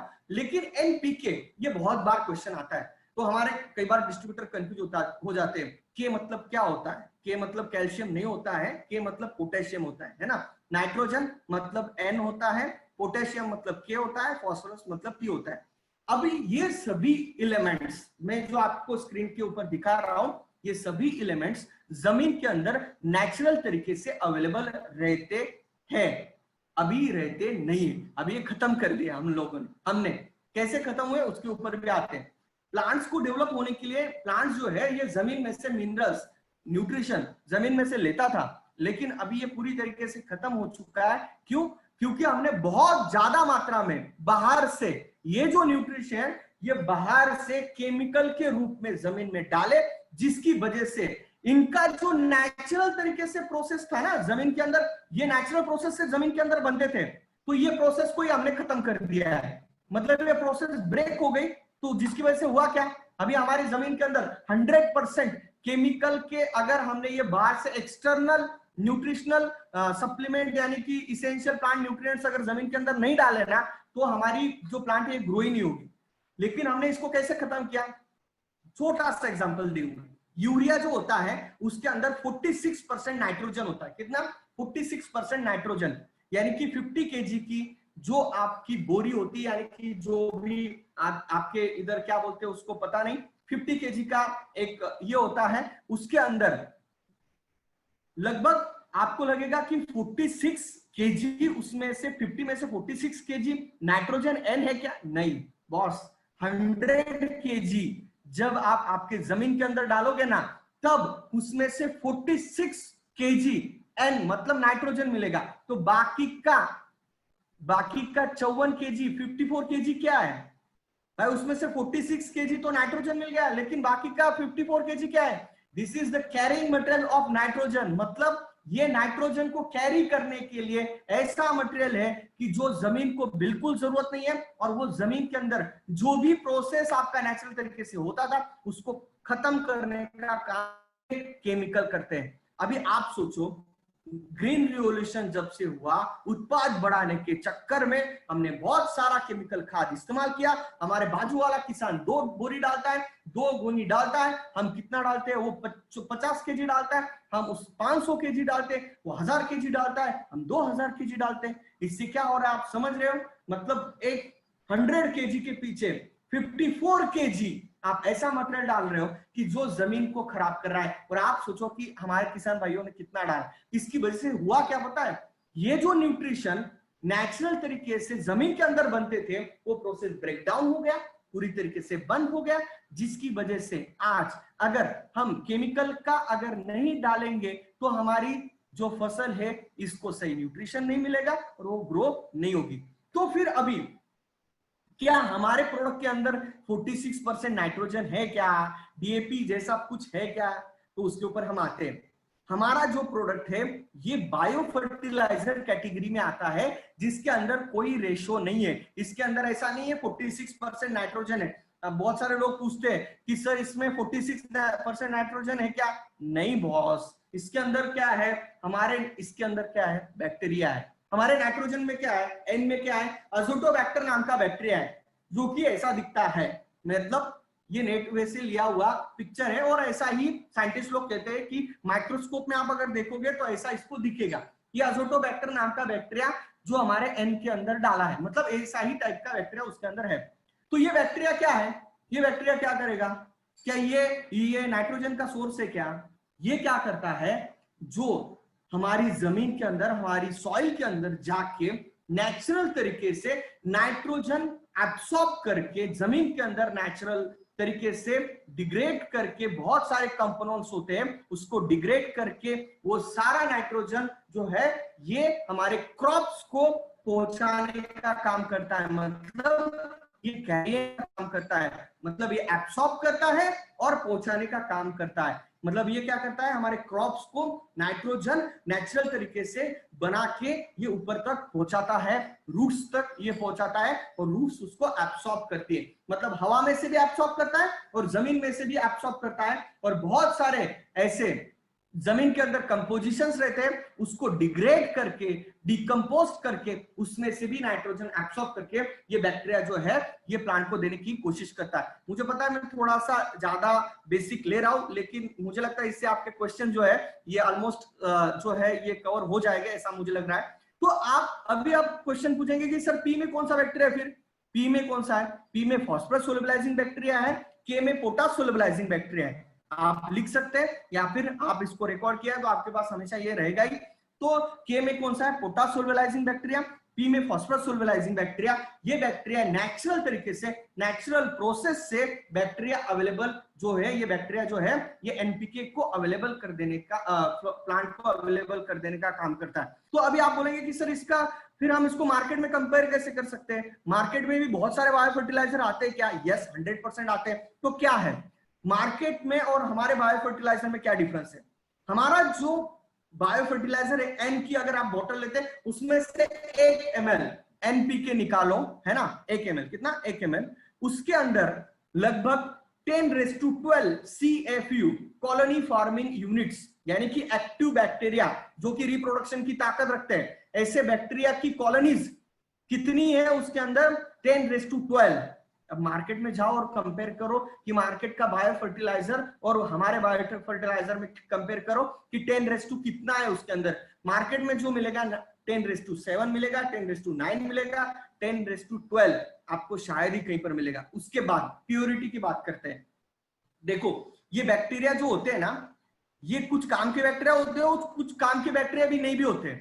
तो उसके अंदर ये जो बॉटल है, आप बोलेंगे कि सर वो लिक्विड बॉटल है तो उसके अंदर वो लिक्विड होता है, तो इसके अंदर बैक्टीरिया कैसे? देखो लिक्विड जो क्या है वो बैक्टीरिया का खाना है, उसके ऊपर क्या है वो बैक्टीरिया जीवित रहता है, तो उस खाने में दूसरे बैक्टीरिया भी घुस जाते हैं, मतलब कॉन्टेमिनेशन हो जाता है, दूसरा बैक्टीरिया भी घुस जाता है, तो उससे क्या होता है प्योरिटी खत्म हो जाती है। उसी के साथ ये जो बैक्टीरिया इनकी इफिशियंसी खत्म हो जाती है, इनकी प्रोडक्टिविटी खत्म हो जाती है। तो मार्केट में जो आपको एनपीके मिलेगा बायो फर्टिलाइजर में, मैं कह रहा हूं वो अगर हम कंपिटिटिव करते हैं तो उसका जो प्योरिटी है यानी कि कंटेमिनेशन उसमें है बहुत ज्यादा मात्रा में रहते हैं, क्योंकि उसको उतने हाइजीन कंडीशन में नहीं बना जाता। ये जो हमारा एनपीके है ये 100% कंट्रोल्ड लैब में बनाया जाता है, तो जिसकी वजह से कंटेमिनेशन का कोई भी चांसेस नहीं होता है। तो इस तरीके से हमारा एनपीके, ये बैक्टीरिया जो है ये नेचुरल तरीके से हवा में से भी और जमीन के अंदर से एनपीके अवेलेबल कर देने का काम करेगा। तो फिर आपके पास क्वेश्चन आएगा कि क्या कि सर फिर हम यूरिया डीएपी डालना बंद कर दे क्या? बॉस नहीं, ऐसा मत करो, एकदम से मत करो। क्या करो, जहां पर 10 यूरिया की बोरी आप यूज कर रहे हो 10, तो वहां पर फर्स्ट ईयर क्या करना है? फर्स्ट ईयर वहां पर आप 8 बोरी जो है या फिर जो आप उसको बोलते हैं, आपके यहाँ पे क्या बोलते हैं, बोरी हमारे यहाँ पे बोलते हैं तो कट्टा बोलते हैं कहीं पे, तो वहां पर 10 बोरी जहां पर इस्तेमाल कर रहे थे वहां पर आप उसको पहले साल किसान को 8 बोरी इस्तेमाल करना बोलो और 2 सेट या फिर 1 सेट एनपीके का बोलो। उसी के साथ फिर धीरे धीरे 6, फिर हमारे 2-3 करो, हमारे सेट 2-3 बढ़ा, फिर उसको धीरे धीरे कम करने, पहले 8, फिर 6, फिर 5, फिर 4, फिर 3, फिर 0। मतलब 3 से 4 साल के अंदर धीरे धीरे जो केमिकल मार्केट से वो यूज कर रहा था यूरिया डीएपी, उसको धीरे धीरे कम करते जाओ और हमारा रेशो धीरे धीरे बढ़ाते जाओ।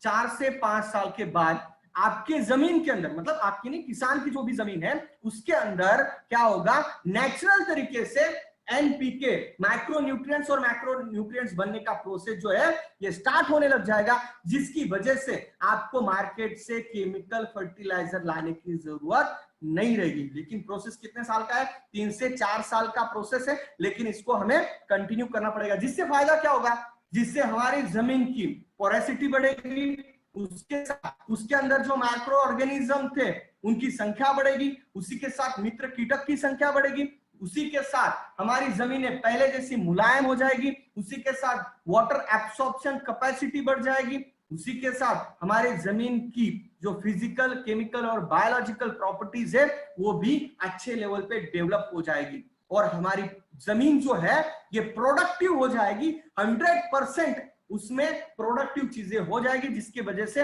जो प्लांट है वो सही मात्रा में उसको न्यूट्रिशन जो है यहाँ पर मिलते रहेगा। तो इस तरीके से हमारे एनपीके जो प्रोडक्ट है ये इस तरीके से काम करता है। लेकिन एक चीज हमेशा ध्यान रखना, एनपीके को स्प्रे में यूज मत करो। क्यों? क्योंकि इसके अंदर क्या है, बैक्टीरिया है। बैक्टीरिया आप अगर स्प्रे में करोगे तो क्या हो जाएगा, हवा के साथ संपर्क आके क्या हो जाएगा, वो खत्म। हवा के साथ संपर्क नहीं, लेकिन डायरेक्ट सनलाइट में एक्सपोज होगा तो क्या हो जाएगा, वो वहां पर उसका इफेक्टिवनेस, देखो रिजल्ट आएगा, साइड इफेक्ट नहीं होगा, लेकिन जो हमें रिजल्ट चाहिए वो 100% रिजल्ट वहां पर नहीं आएगा। इसके लिए एनपीके को स्प्रे में नहीं यूज करना है, इसको जमीन के अंदर से ही अगर हम यूज करते हैं तो क्या होगा, बेहतर रिजल्ट, बेहतर परिणाम जो है हमें यहाँ पर देखने को यहाँ पर मिलते हैं। उसी के साथ ड्रिप के साथ इसको इस्तेमाल कर सकते हैं, ड्रिप के माध्यम से, और फ्लड वाटर जो देते हैं उसके साथ भी हम इसको इस्तेमाल कर सकते हैं। हमारा कहना एक ही है, क्या कि ये जमीन के अंदर आपके खेत में जाना चाहिए, लेकिन आपकी जमीन के अंदर मॉइस्चर होना चाहिए। अगर मॉइस्चर रहेगा तो बैक्टीरिया का मल्टीप्लिकेशन फास्ट होगा।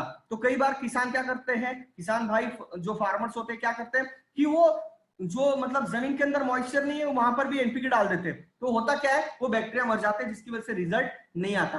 तो हमें क्या करना है, हमें हमारी फसल में 2 बार तो भी एनपीके जो है, ये जब हमारी फसल जो है, ये मैंने जब बताया ना स्प्रे के सेकंड स्प्रे, जब हमारी जो फसल है क्रॉप से ये लगभग 20 से 25 दिन का होगा, तब एक जमीन के अंदर से इसको दो, और जब फ्लावरिंग स्टेज और फ्रूट फॉर्मिंग स्टेज है उसके बीच की स्टेज में अगर आप दोगे तो वहां पर एक जबरदस्त रिजल्ट आपको वहां पर देखने को मिलेगा। क्यों?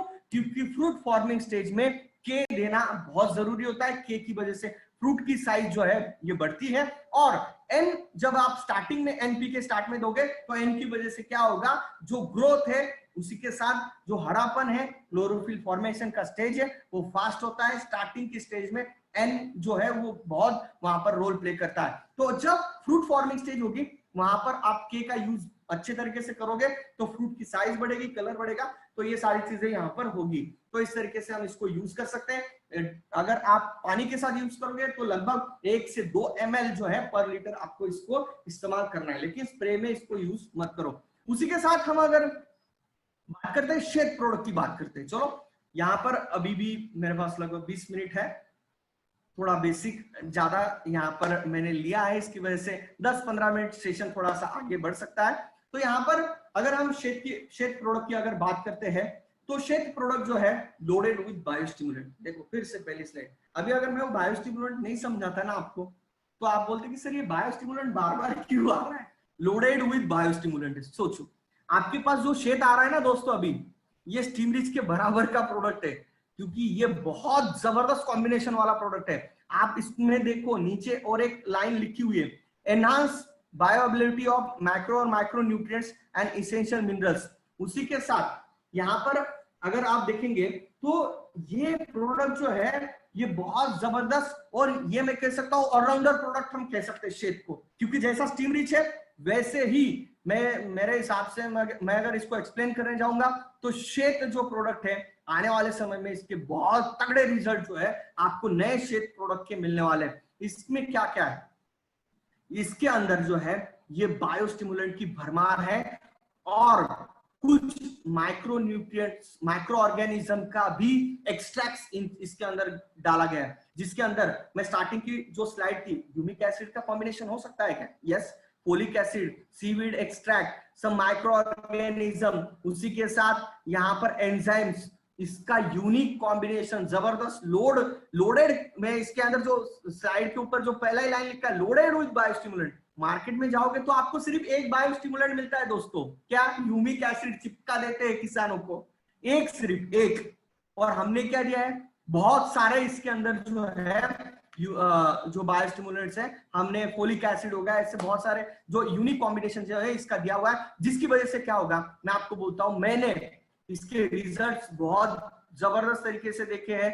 नया स्टीम रिच के भी रिजल्ट मैंने देखे हैं, लगभग मैंने देखा है 24 आवर्स में मैंने इसके रिजल्ट देखे, मैंने मेरे खुद के फार्म में यूज किए, 46 आवर के अंदर इसके रिजल्ट्स मैंने जो है 2 दिन के अंदर, 3 दिन के अंदर, 1 दिन के अंदर यहाँ पर रिजल्ट जो है ये देखने को मिलते हैं। नए स्टीम रिच, नए शेक, नया एनपीके जबरदस्त फॉर्मुलेशन के साथ बना है। उसी के साथ ये है जो मैं आपको कह रहा हूं, ये अगर हम बात करते हैं तो इससे होगा क्या, ये जो प्रोडक्ट है इससे बायोस्टिमुलेंट तो मिलेगा, लेकिन माइक्रोन्यूट्रिएंट्स जो है इसकी भी पूर्तता जो होती है, ऐसे जो बैक्टीरिया है उनको डेवलप होने में जो फेवरेबल कंडीशन होती है, बायोलॉजिकल प्रॉपर्टीज है, वो बढ़ाने की प्रोसेस में भी शेत प्रोडक्ट के अंदर के जो कंटेंट है वो काम करते हैं। तो यहाँ पर शेत जो प्रोडक्ट है ये जमीन के अंदर से भी दे सकते हैं और हम इसको स्प्रे के अंदर से भी दे सकते हैं, जिसकी वजह से जो सॉइल है उसकी फिजिकल, केमिकल और बायोलॉजिकल प्रॉपर्टी भी बढ़ेगी। इसका मतलब क्या है कि बायोलॉजिकल प्रॉपर्टी मतलब क्या? बायोलॉजिकल प्रॉपर्टी मतलब नेचुरल तरीके से, जो नेचुरल तरीके से न्यूट्रिशन अवेलेबल होने की प्रोसेस होती है वो स्टार्ट हो जाएगी। उसी के साथ माइक्रो ऑर्गेनिज्म डेवलप होने की प्रोसेस स्टार्ट हो जाएगी।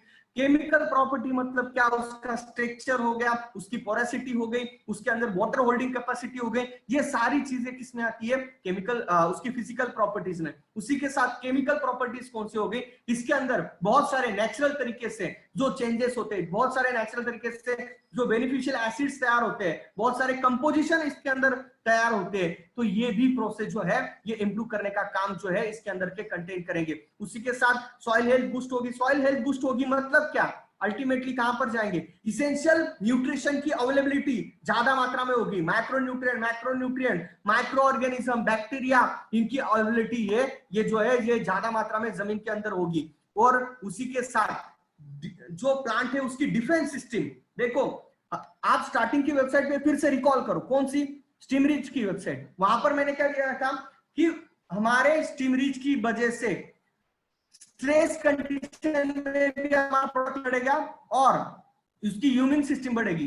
इम्यून सिस्टम रोग प्रतिकार, लेकिन डिफेंस सिस्टम मतलब क्या? उसके ऊपर किसी भी इसका अटैक होता है तो उसके अगेंस्ट इसकी लड़ने की क्षमता जो है ये बहुत बढ़ाने में मदद करेगा प्लांट की।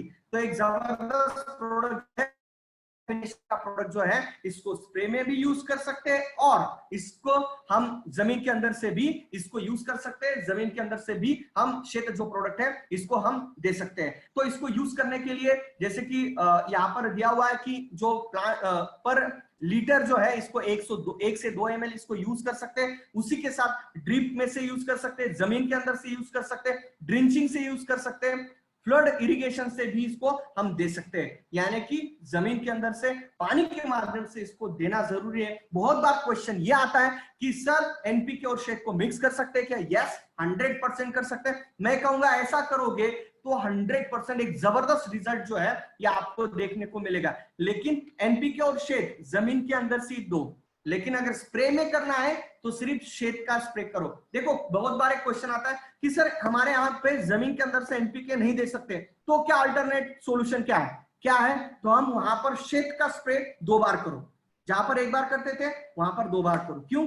क्योंकि इसके अंदर के बहुत सारे ऐसे कंटेंट है जो कि नेचुरल तरीके से, नेचुरल हवा में से भी कुछ बैक्टीरिया ऐसे हैं, कुछ ऐसे इसके अंदर एक्सट्रैक्ट्स है कि जो हवा में से भी एन को फिक्स करके प्लांट को देने का काम करता है। तो ऐसे बहुत सारे यूनिक कंटेंट इसके अंदर डाले गए। नए पैकेजिंग वाला प्रोडक्ट मैं कहता हूं शेड, ये किसानों को बहुत सरप्राइज करने वाला है। तो मैं कहूंगा टूट पड़ना शेड के ऊपर, शेड और नया आप सोचो कि शेड, उसी के साथ स्टीम रिच और नया वाइल्ड 99, क्या पैक बनने वाला है? जबरदस्त पैक, जिसकी वजह से हम मार्केट को धोने वाले हैं। मैं कहूंगा ऐसा यूनिक कॉम्बिनेशन वाला प्रोडक्ट आज की तारीख में, अगर मैं एग्रीकल्चर की बात करता हूं तो मैं लगभग यहाँ पर इस सेक्टर में लगभग 11 साल से काम कर रहा हूं।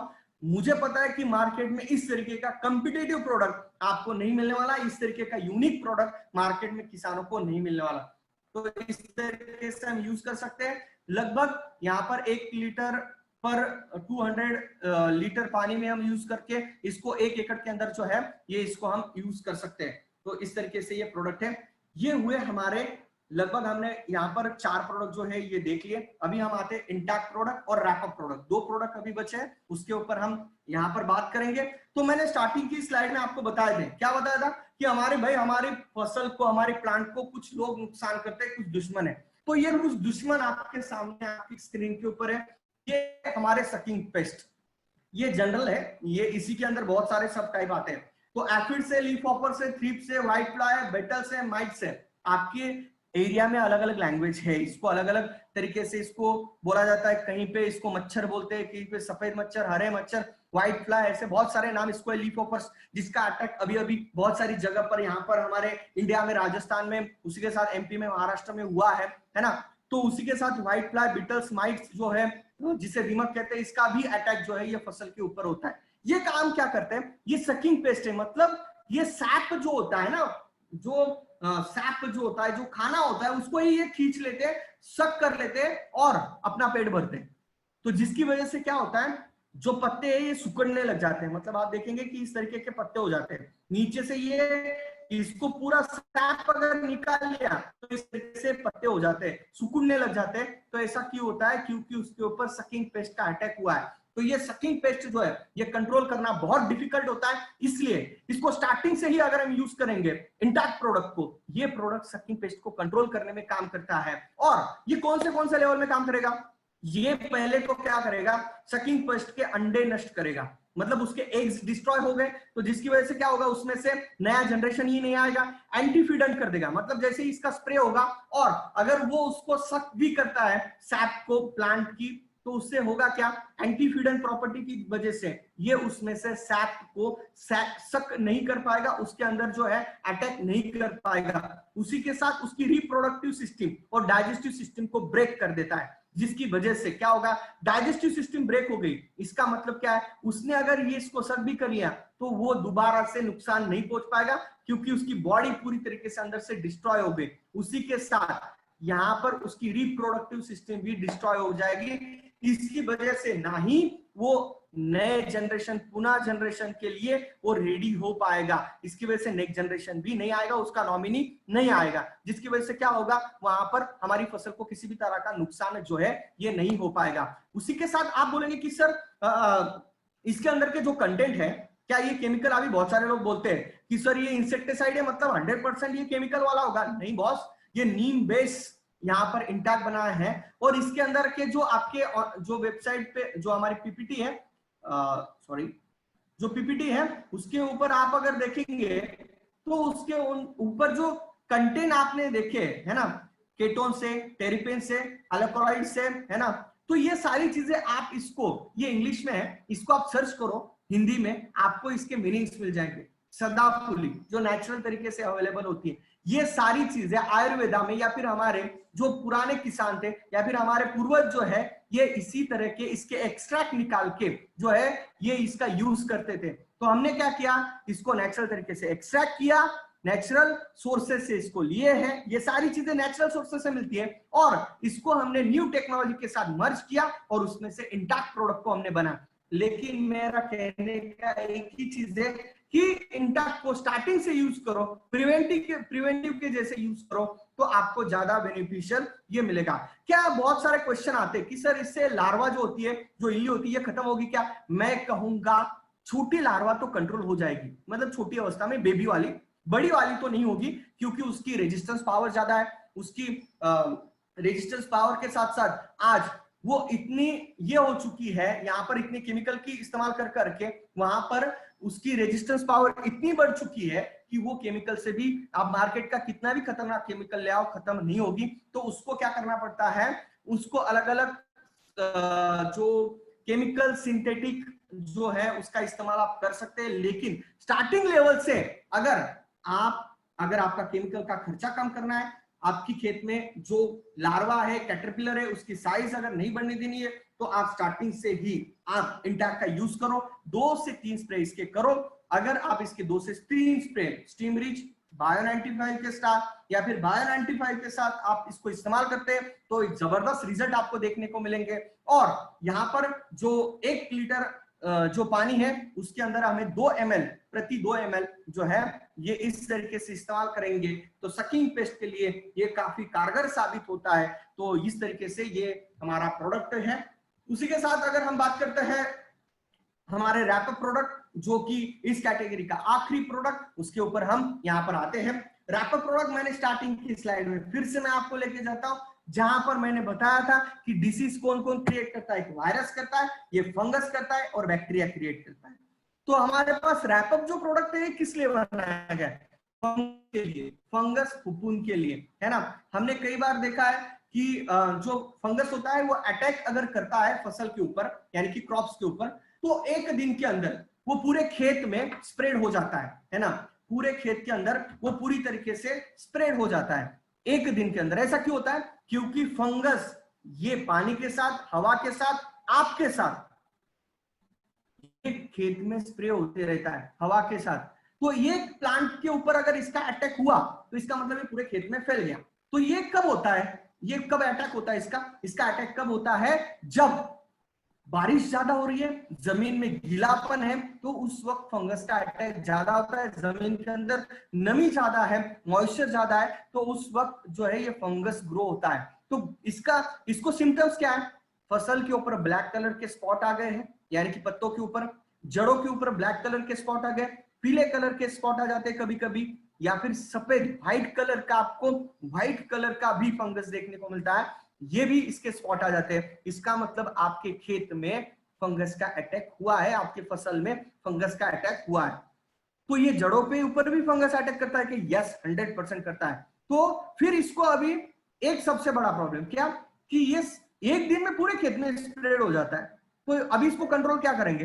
तो पहले इसको क्या करना पड़ेगा? इसको वहीं के वहीं रोकना पड़ेगा। तो इसके लिए यूनिक प्रोडक्ट कंपनी ने बनाया। मैं चाहूंगा हमारे साइंटिस्ट जो है ये काफी, मैं कहूंगा ये इस तरीके का दिमाग लगा सकते हैं। मार्केट में लोग भी सोचते होंगे तो हमारे साइंटिस्ट ने एक जबरदस्त दिमाग लगाया, भाई ऐसा काम करते हैं इस फंगस को वहीं के वहीं यही रुक जाए, कहीं से यहां से कहीं फैले ही नहीं। तो उसके लिए कुछ प्रोडक्ट बनाया जाए। तो उनके दिमाग में आया लैमिनेशन वाला सिस्टम कि भाई ऐसा प्रोडक्ट बनाओ कि जो पेपर को लैमिनेट करता है, यानी कि पेपर को लैमिनेट करता है मतलब क्या? हमारा जो पेपर होता है उसको प्लास्टिक का लैमिनेशन करते हैं, वैसे ही क्या हम कर सकते हैं जिसकी वजह से पेपर खराब नहीं होगा। वैसे ही अगर फसल के ऊपर फंगस का अटैक हुआ भी तो वो वहीं के वहीं रुक जाए और वहीं के वहीं सप्रेस होकर खत्म हो जाए। तो यह हमारे कुछ साइंटिस्ट ने जबरदस्त मेहनत करके यहाँ पर बैक्टीरिया के एक्सट्रैक्ट निकाल के, बैक्टीरिया का एक्सट्रैक्ट निकाल के बैक्टीरिया में से कुछ ऐसी चीजें ढूंढ निकाली कि भाई इसका एक्सट्रैक्शन इस रैपअप प्रोडक्ट में डाला, जिसका हुआ क्या कि अगर हम रैपअप का अगर स्प्रे करते हैं तो इसका लैमिनेशन पत्तों के ऊपर हो जाता है, फसल के ऊपर हो जाता है, क्रॉप्स के ऊपर हो जाता है, जिसकी वजह से 21 डेज तक इसका लैमिनेशन रहता है। और ये किसके ऊपर कारगर है? अगर फंगस का अटैक हुआ है, सपोज 1 स्पॉट के ऊपर यहां पर हुआ है तो वो वहीं के वहीं रह जाएगा, स्प्रेड नहीं होगा। और हमने प्रिवेंटिव की तरह इसको अगर यूज करा रैपअप को कि भाई बारिश ऑलरेडी हो रही है, बहुत ज्यादा नमी है, तो अगर बायो 95 और रैपअप को मिक्स करके अगर यूज कर लिया तो क्या हो जाएगा? हमारे फसल के ऊपर क्या होगा?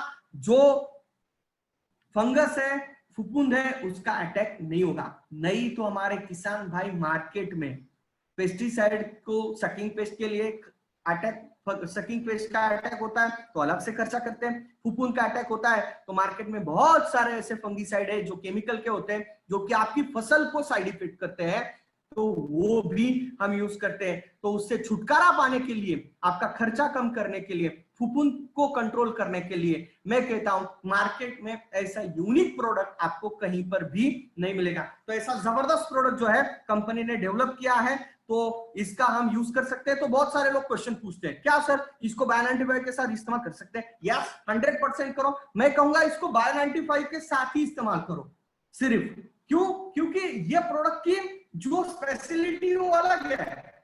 बहुत बार लोग क्या बोलते हैं कि सर इसको स्टार्टिंग से पड़ेगा। देखो आपको लग रहा है कि आपके यहाँ पे आपके खेत में फुफून का अटैक, फंगस का अटैक ज्यादा हो रहा है, तो यस स्टार्टिंग से यूज करो बायो 95 और रैपअप और स्टीमरिच का साथ मिक्स करके यूज कर सकते हैं। बस हमारे साइंटिस्ट थोड़ा सा ये कहते हैं कि शेक को रैपअप को मिक्स मत करो, है ना, तो ये थोड़ा सा प्रिकॉशंस रखना है, बाकी कुछ नहीं है। बहुत सारे लोग क्वेश्चन पूछते हैं क्या सर ये सकिंग पेस्ट को कंट्रोल करेगा क्या? मैं कहूंगा नहीं, सकिंग पेस्ट इससे कंट्रोल नहीं होता। सकिंग पेस्ट के लिए हमारे पास अलग से प्रोडक्ट है इंटैक्ट, उसको यूज करो, ठीक है।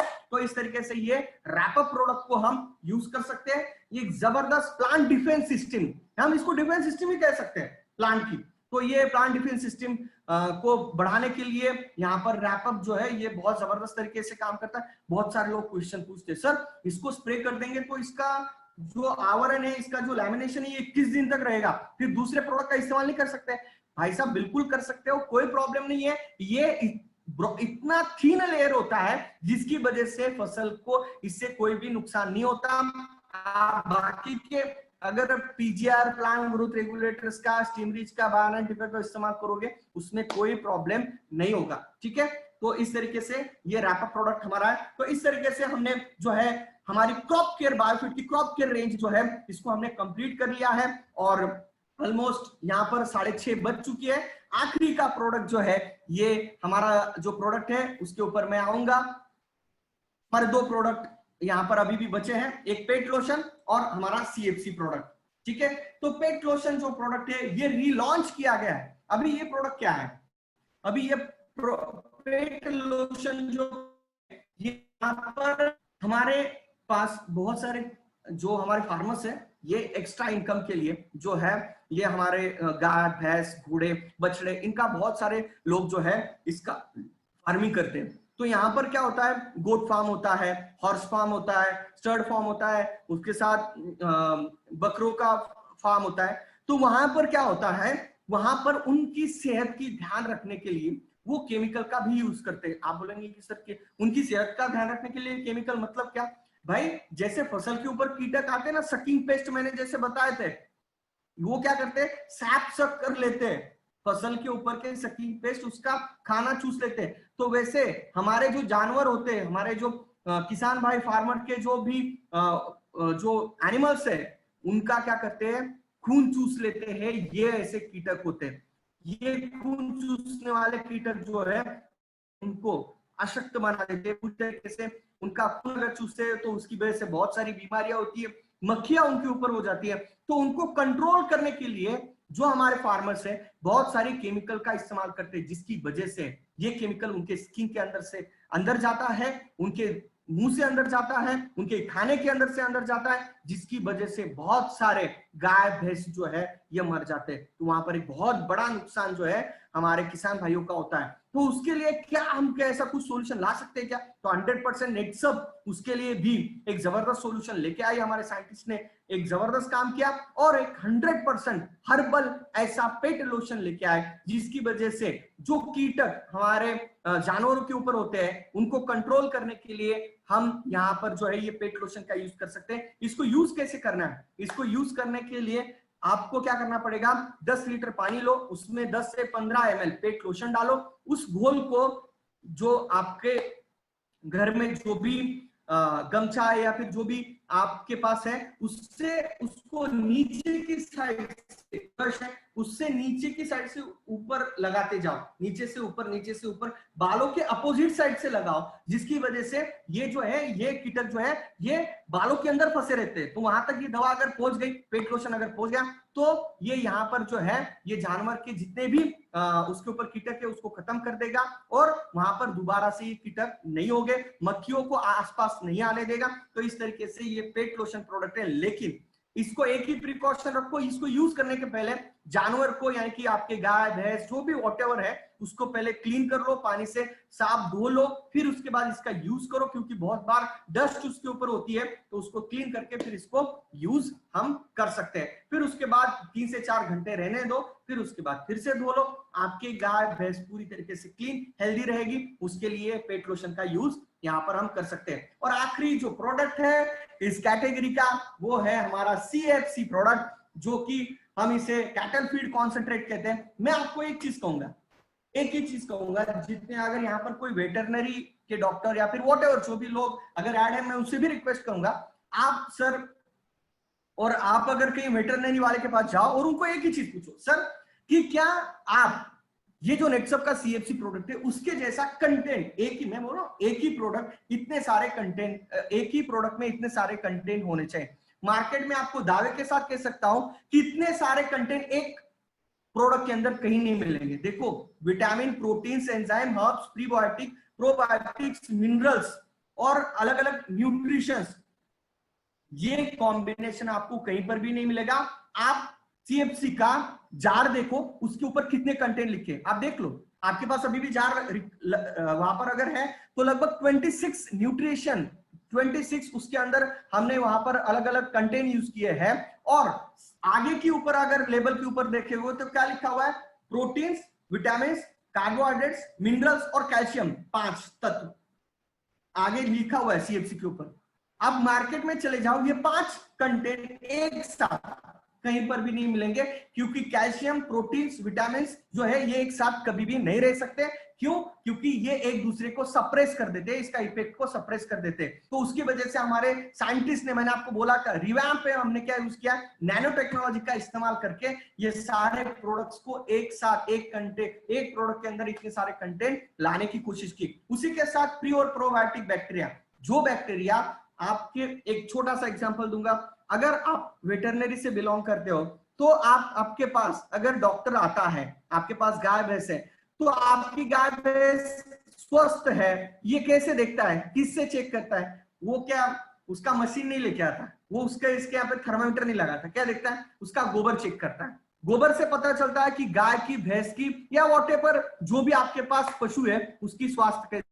अगर उसका डाइजेस्टिव सिस्टम अच्छा है तो उसका गोबर अच्छा रहेगा, उससे पता चल जाता है कि गाय की, भैंस की हेल्थ ओके है, इसमें कोई प्रॉब्लम नहीं है।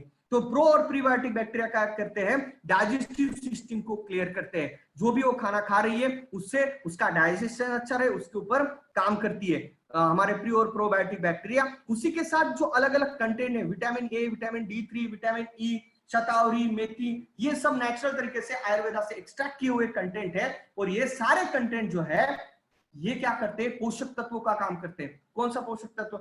जैसे हमें फूड सप्लीमेंट की जरूरत है, वैसे ही पशुओं को भी फूड सप्लीमेंट की जरूरत है। उनको हेल्दी रहने के लिए, उनका रिप्रोडक्टिव सिस्टम अच्छी होने के लिए, उसी के साथ उनका मिल्क प्रोडक्शन बढ़ने के लिए, उनकी हेल्थ बढ़ने के लिए उनको भी न्यूट्रिशन की आवश्यकता होती है। तो ये जो प्रोडक्ट है इसको हम बहुत सारे बार फिशरी में भी यूज कर सकते हैं। फिशरी में यूज आपके पास बहुत सारे आपके सीनियर्स हैं जिसको इसको अलग अलग तरीके से फिशरी में भी यूज करते हैं, पोल्ट्री में भी यूज करते हैं। पोल्ट्री में कैसे यूज करना है, उससे पोल्ट्री में क्या फायदा होगा कि जिसकी वजह से जो बैच साइज है वो, उसका जो टाइम पीरियड है वो कम होता है, उसका फूड कंजम्पशन रेशियो है वो कम होता है, जिसकी वजह से पोल्ट्री की प्रॉफिटेबिलिटी बढ़ती है। तो बहुत सारे यूनिक चीजें इसके अंदर है। अगर कोई मिल्क प्रोडक्शन में इसको यूज कर रहा है तो मैं आपको गारंटी दूंगा 20 दिन के बाद रोज का 10 ग्राम सीएफसी आप व्हाटएवर जो भी चीज है उसको खिला रहे गाय भैंस को, तो उसके साथ अगर देते हैं तो 100% उसका जो मिल्क प्रोडक्शन है ये कम से कम 1 से 2 लीटर से बढ़ेगा। अगर मिल्क प्रोडक्शन नहीं बढ़ेगा तो फैट 100% बढ़ता है। अगर फैट भी नहीं बढ़ा तो आप एक चेक करो, उसका खाने का सिस्टम, उसका डाइजेस्टिव सिस्टम, उसका कलर, उसके ऊपर चमक 100% आती है। तो इस तरीके से ये सीएफसी प्रोडक्ट आप आपके गाय की स्वास्थ्य, आपके जितने भी आपके पास जो भी पशु है उनका स्वास्थ्य अच्छे रहे, उसके लिए 100% हम इसको दे सकते हैं। 10 ग्राम डेली, मैं कहूंगा इसके जैसा पोषक जो है ये हमारे जो फूड सप्लीमेंट जो है, इस तरीके का फूड सप्लीमेंट मार्केट में 100% नहीं मिलूंगा। अगर कोई भी वेटरनरी से है तो मैं उनको भी मैं कहना चाहूंगा कि इस तरीके का प्रोडक्ट यहाँ पर हमें नहीं मिलेगा। उसी के साथ एक छोटा 1-2-3 प्रोडक्ट की अनाउंसमेंट है, उसके ऊपर मैं बात करना चाहूंगा और ये आज का सेशन मैं यहाँ पर खत्म करूंगा। 2-3 प्रोडक्ट है। एनकाउंटर जो प्रोडक्ट था, हर्बिसाइड हम जिसे बोलते हैं, वो आने वाले समय में 100% आपको जल्द ही यहाँ पर मिलेगा। उसके ऊपर कंपनी काम कर रही है। वो किस तरीके से काम करता है, क्या करेगा, वो जैसे ही लॉन्च होगा उस सेशन में 100% हम बताएंगे। उसी के साथ कंपनी जो है इसके कुछ डेमोज हमने लिए थे, बहुत जबरदस्त डेमो आए हैं, वो कैसे यूज होगा, क्या होगा, कब तक लॉन्च होगा, वो सारी चीजें आपको मैनेजर के माध्यम से मिल जाएगी। जब लॉन्च होगा उसके पहले 100% एक जबरदस्त ट्रेनिंग करेंगे, और ये भी ऐसा यूनिक प्रोडक्ट रहेगा जो कि मार्केट में जबरदस्त हवा करने वाला है। उसी के साथ अपकमिंग प्रोडक्ट में अगर बात करते हैं बायोफिट कल्चर, जो कि डीकंपोजर का काम करेगा। आपके खेत में बहुत सारे ऐसी चीजें होती है जो कि वेस्ट होती है, उसको डीकंपोज करने के लिए कल्चर नाम का एक प्रोडक्ट है। उसी के साथ मैंने जैसे बताया था कि लार्वी को, कैटरपिलर को खत्म करना इतना आसान नहीं है, लेकिन यस, हमारे साइंटिस्ट जो है, यंग साइंटिस्ट की टीम अभी हमारे पास है जो कि रात दिन मेहनत करके इसके ऊपर भी ऐसा यूनिक सॉल्यूशन कंपनी लेके आ रही है जो कि मार्केट में धमाल करने वाला है, सरप्राइज करने वाला है। और आपका फेवरेट प्रोडक्ट भी आने वाले समय में मिलेगा, एक्वाकल्चर। मुझे पता है कि यहाँ पर आपके जोन में एक्वाकल्चर के लिए बहुत दिनों से डिमांड आ रही है, टी गार्डनिंग के लिए कुछ प्रोडक्ट की डिमांड आ रही है, तो यस, हमारे साइंटिस्ट उसके ऊपर भी काम कर रहे हैं। तो ये प्रोडक्ट भी आने वाले समय में पाइपलाइन में प्रोडक्ट, दोस्तों ये प्रोडक्ट आपको जल्दी मिलेंगे। मैं आपको एक ही चीज कहना चाहूंगा कि ये जो प्रोडक्ट है ये 100% सर्टिफाइड प्रोडक्ट है। ये प्रोडक्ट जो है ये अलग अलग यूनिवर्सिटी से सर्टिफाइड है, अलग अलग स्टेट से सर्टिफाइड है, स्टेट गवर्नमेंट से, सेंट्रल गवर्नमेंट से सर्टिफाइड है। और एक प्रोडक्ट बनने को हमारे साइंटिस्ट को लगभग 2 साल का प्रोसेस लगता है, एक दिन में ये प्रोडक्ट रेडी नहीं होते। तो इसकी वजह से आपको कई बार एक क्वेश्चन आता है कि सर इस प्रोडक्ट के रिजल्ट आएंगे क्या, इससे नुकसान होगा क्या? बॉस, इसको डेवलप करने के लिए 2 साल का समय लगा है, और आज ये प्रोडक्ट से हम 19 साल से 20 साल से मार्केट में लगातार काम कर रहे हैं, जिससे लाखों लोगों का फायदा हुआ है। मैं एक ही चीज कहना चाहूंगा, बेझिझक होके मार्केट में घुसो, इसको फोड़ दो। मैं आपको कहूंगा, मैं आपको बोलता हूं, इसके जैसे प्रोडक्ट, कॉम्पिटिटिव प्रोडक्ट आपको मार्केट में नहीं मिलने वाले। आपके दिमाग में, आपके जहन में कहीं से भी कोई डाउट नहीं होना चाहिए कि ये प्रोडक्ट का रिजल्ट नहीं आएगा। मैं आपको एक चीज कहूंगा, अगर कोई भी व्यक्ति इसको सही तरीके से यूज करेगा, मैं बोलता हूं उसको गारंटेड रिजल्ट यहां पर आएगा। बस एक काम करो, हमारे प्रोडक्ट के साथ केमिकल को मिक्स मत करो, और जब भी आप केमिकल का स्प्रे करते हो तो बस उसमें 5 से 6 दिन का इंतराल रखो। उसी के साथ अगर आपको केमिकल पंप यूज करना है तो उसको धो के अच्छे से गर्म पानी से धो के इस्तेमाल करो, केमिकल को मिक्स मत होने दो, यही मैं आपको बताऊंगा। और यहां पर दूसरी एक चीज कहूंगा कि हमारे प्रोडक्ट कौन से फसल पे यूज कर सकते हैं। ये क्वेश्चन बार बार आता है, क्या सर आम पे इस्तेमाल कर सकते हैं, नर्सरी में यूज कर सकते हैं? मैं कहूंगा कि सभी फसल के ऊपर, सभी क्रॉप्स के ऊपर, सभी प्लांट्स के ऊपर टी पे इस्तेमाल करो, आप आम के पेड़ पे इस्तेमाल करो, सब्जी में इस्तेमाल करो, आप नर्सरी में इस्तेमाल करो, पॉली हाउस में इस्तेमाल करो, ग्रीन हाउस में इस्तेमाल करो। मैंने मेरे खुद के ग्रीन हाउस में इस प्रोडक्ट को लगातार यूज कर रहा हूं, ऐसे जबरदस्त वहां पर रिजल्ट देखने को मिले, क्योंकि वहां पर छोटे प्लांट होते हैं, वहां पर हम केमिकल का यूज नहीं कर सकते। एक नया सेक्टर हमारे लिए है जो कि ग्रीन हाउस, पॉली हाउस है, उसको भी अभी तक हमने टैप अच्छे से नहीं किया है, तो वहां पर भी हम घुस सकते हैं। तो ऐसे जबरदस्त प्रोडक्ट रेंज रिवैम्प होकर आपके सामने आ रहा है दोस्तों। Bio 99, steam rich, shade, NPK और नए प्रोडक्ट तो आ ही रहे, तो ऐसे जबरदस्त प्रोडक्ट आप आज हमारे साथ आ रहे हैं। तो मैं कहूंगा इस ऑफर के माध्यम से, जो जबरदस्त एग्रीकल्चर का ऑफर है, जबरदस्त सीजन स्टार्ट हो चुका है, मैं कहूंगा कि यहाँ पर रिकॉर्ड ब्रेक टर्नओवर हम इससे कर सकते हैं। और ये ट्रेनिंग आप सभी लोगों ने सुना, इसके लिए आपको बहुत बहुत धन्यवाद। और मेरे जो ट्रेनिंग सेशन है इसको मैं यहीं पे खत्म करता हूँ। Thank you so much. So many thanks sir for your kind information. आपने इतना विस्तारित रूप में चीजों को समझाया कि मेरे को लगता है कि किसी को कोई सवाल पूछने की गुंजाइश ही नहीं है, क्योंकि सारे चीज क्लिस्टर क्लियर हो गए हैं। तो मैं सबसे अनुरोध करूंगा कि सर ने जिस तरह से बताया है, सर के लिए एक जोरदार क्लैपिंग होना चाहिए हमारे ओर से। एंड हम सर को प्रॉमिस करते हैं कि इस जो सीजन है, इस सीजन में हम मैक्सिमम बायोफिट का रेंज को इस्तेमाल करते हुए बिजनेस को और इलाबोरेट करेंगे और बेहतरीन ढंग से करेंगे एंड बेस्ट यूज करेंगे हमारे जो भी ऑफर्स है उसका। तो बहुत बहुत शुक्रिया सर। मैं सबसे अनुरोध करूंगा कि जो भी प्रश्न है अपने रेस्पेक्टिव रीजनल मैनेजर्स जो है उनको वो क्वेश्चंस शेयर करें या अपने लीडर के थ्रू वो क्वेश्चंस फॉरवर्ड कर दें, ताकि नेक्स्ट जो सेशन हम करेंगे कॉन्डक्ट, उसमें सारे क्वेश्चंस को हम लेते हुए क्वेश्चन और सेशंस भी उसमें इंक्लूड करते हैं, हम नेक्स्ट सेशन को करेंगे। तो बहुत बहुत शुक्रिया, थैंक्स अ लॉट। एंड आज का सेशन हम लोग यही खत्म करते हैं। स्वस्थ रहे, खुश रहे, क्वारंटाइन रहे एंड बिजनेस को अच्छे से करें। तो happy selling, thank you. Okay, मैं एक बोलना चाहूंगा, जैसा सेशन हुआ वैसा तालियां नहीं हुई, तो जोरदार ताली होना चाहिए, मुझे दिखना चाहिए। Thank you, thank you, thank you. Vishal sir, eastern zone और नॉर्थ ईस्ट जोन की वजह से तरफ से आपको हम चाहेंगे कि ये सेशन बार बार हो।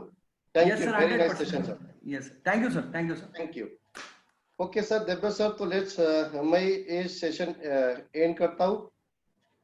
Okay, thank you, thank you, thank you again, thank you Vishal sir, thank you sir. Okay.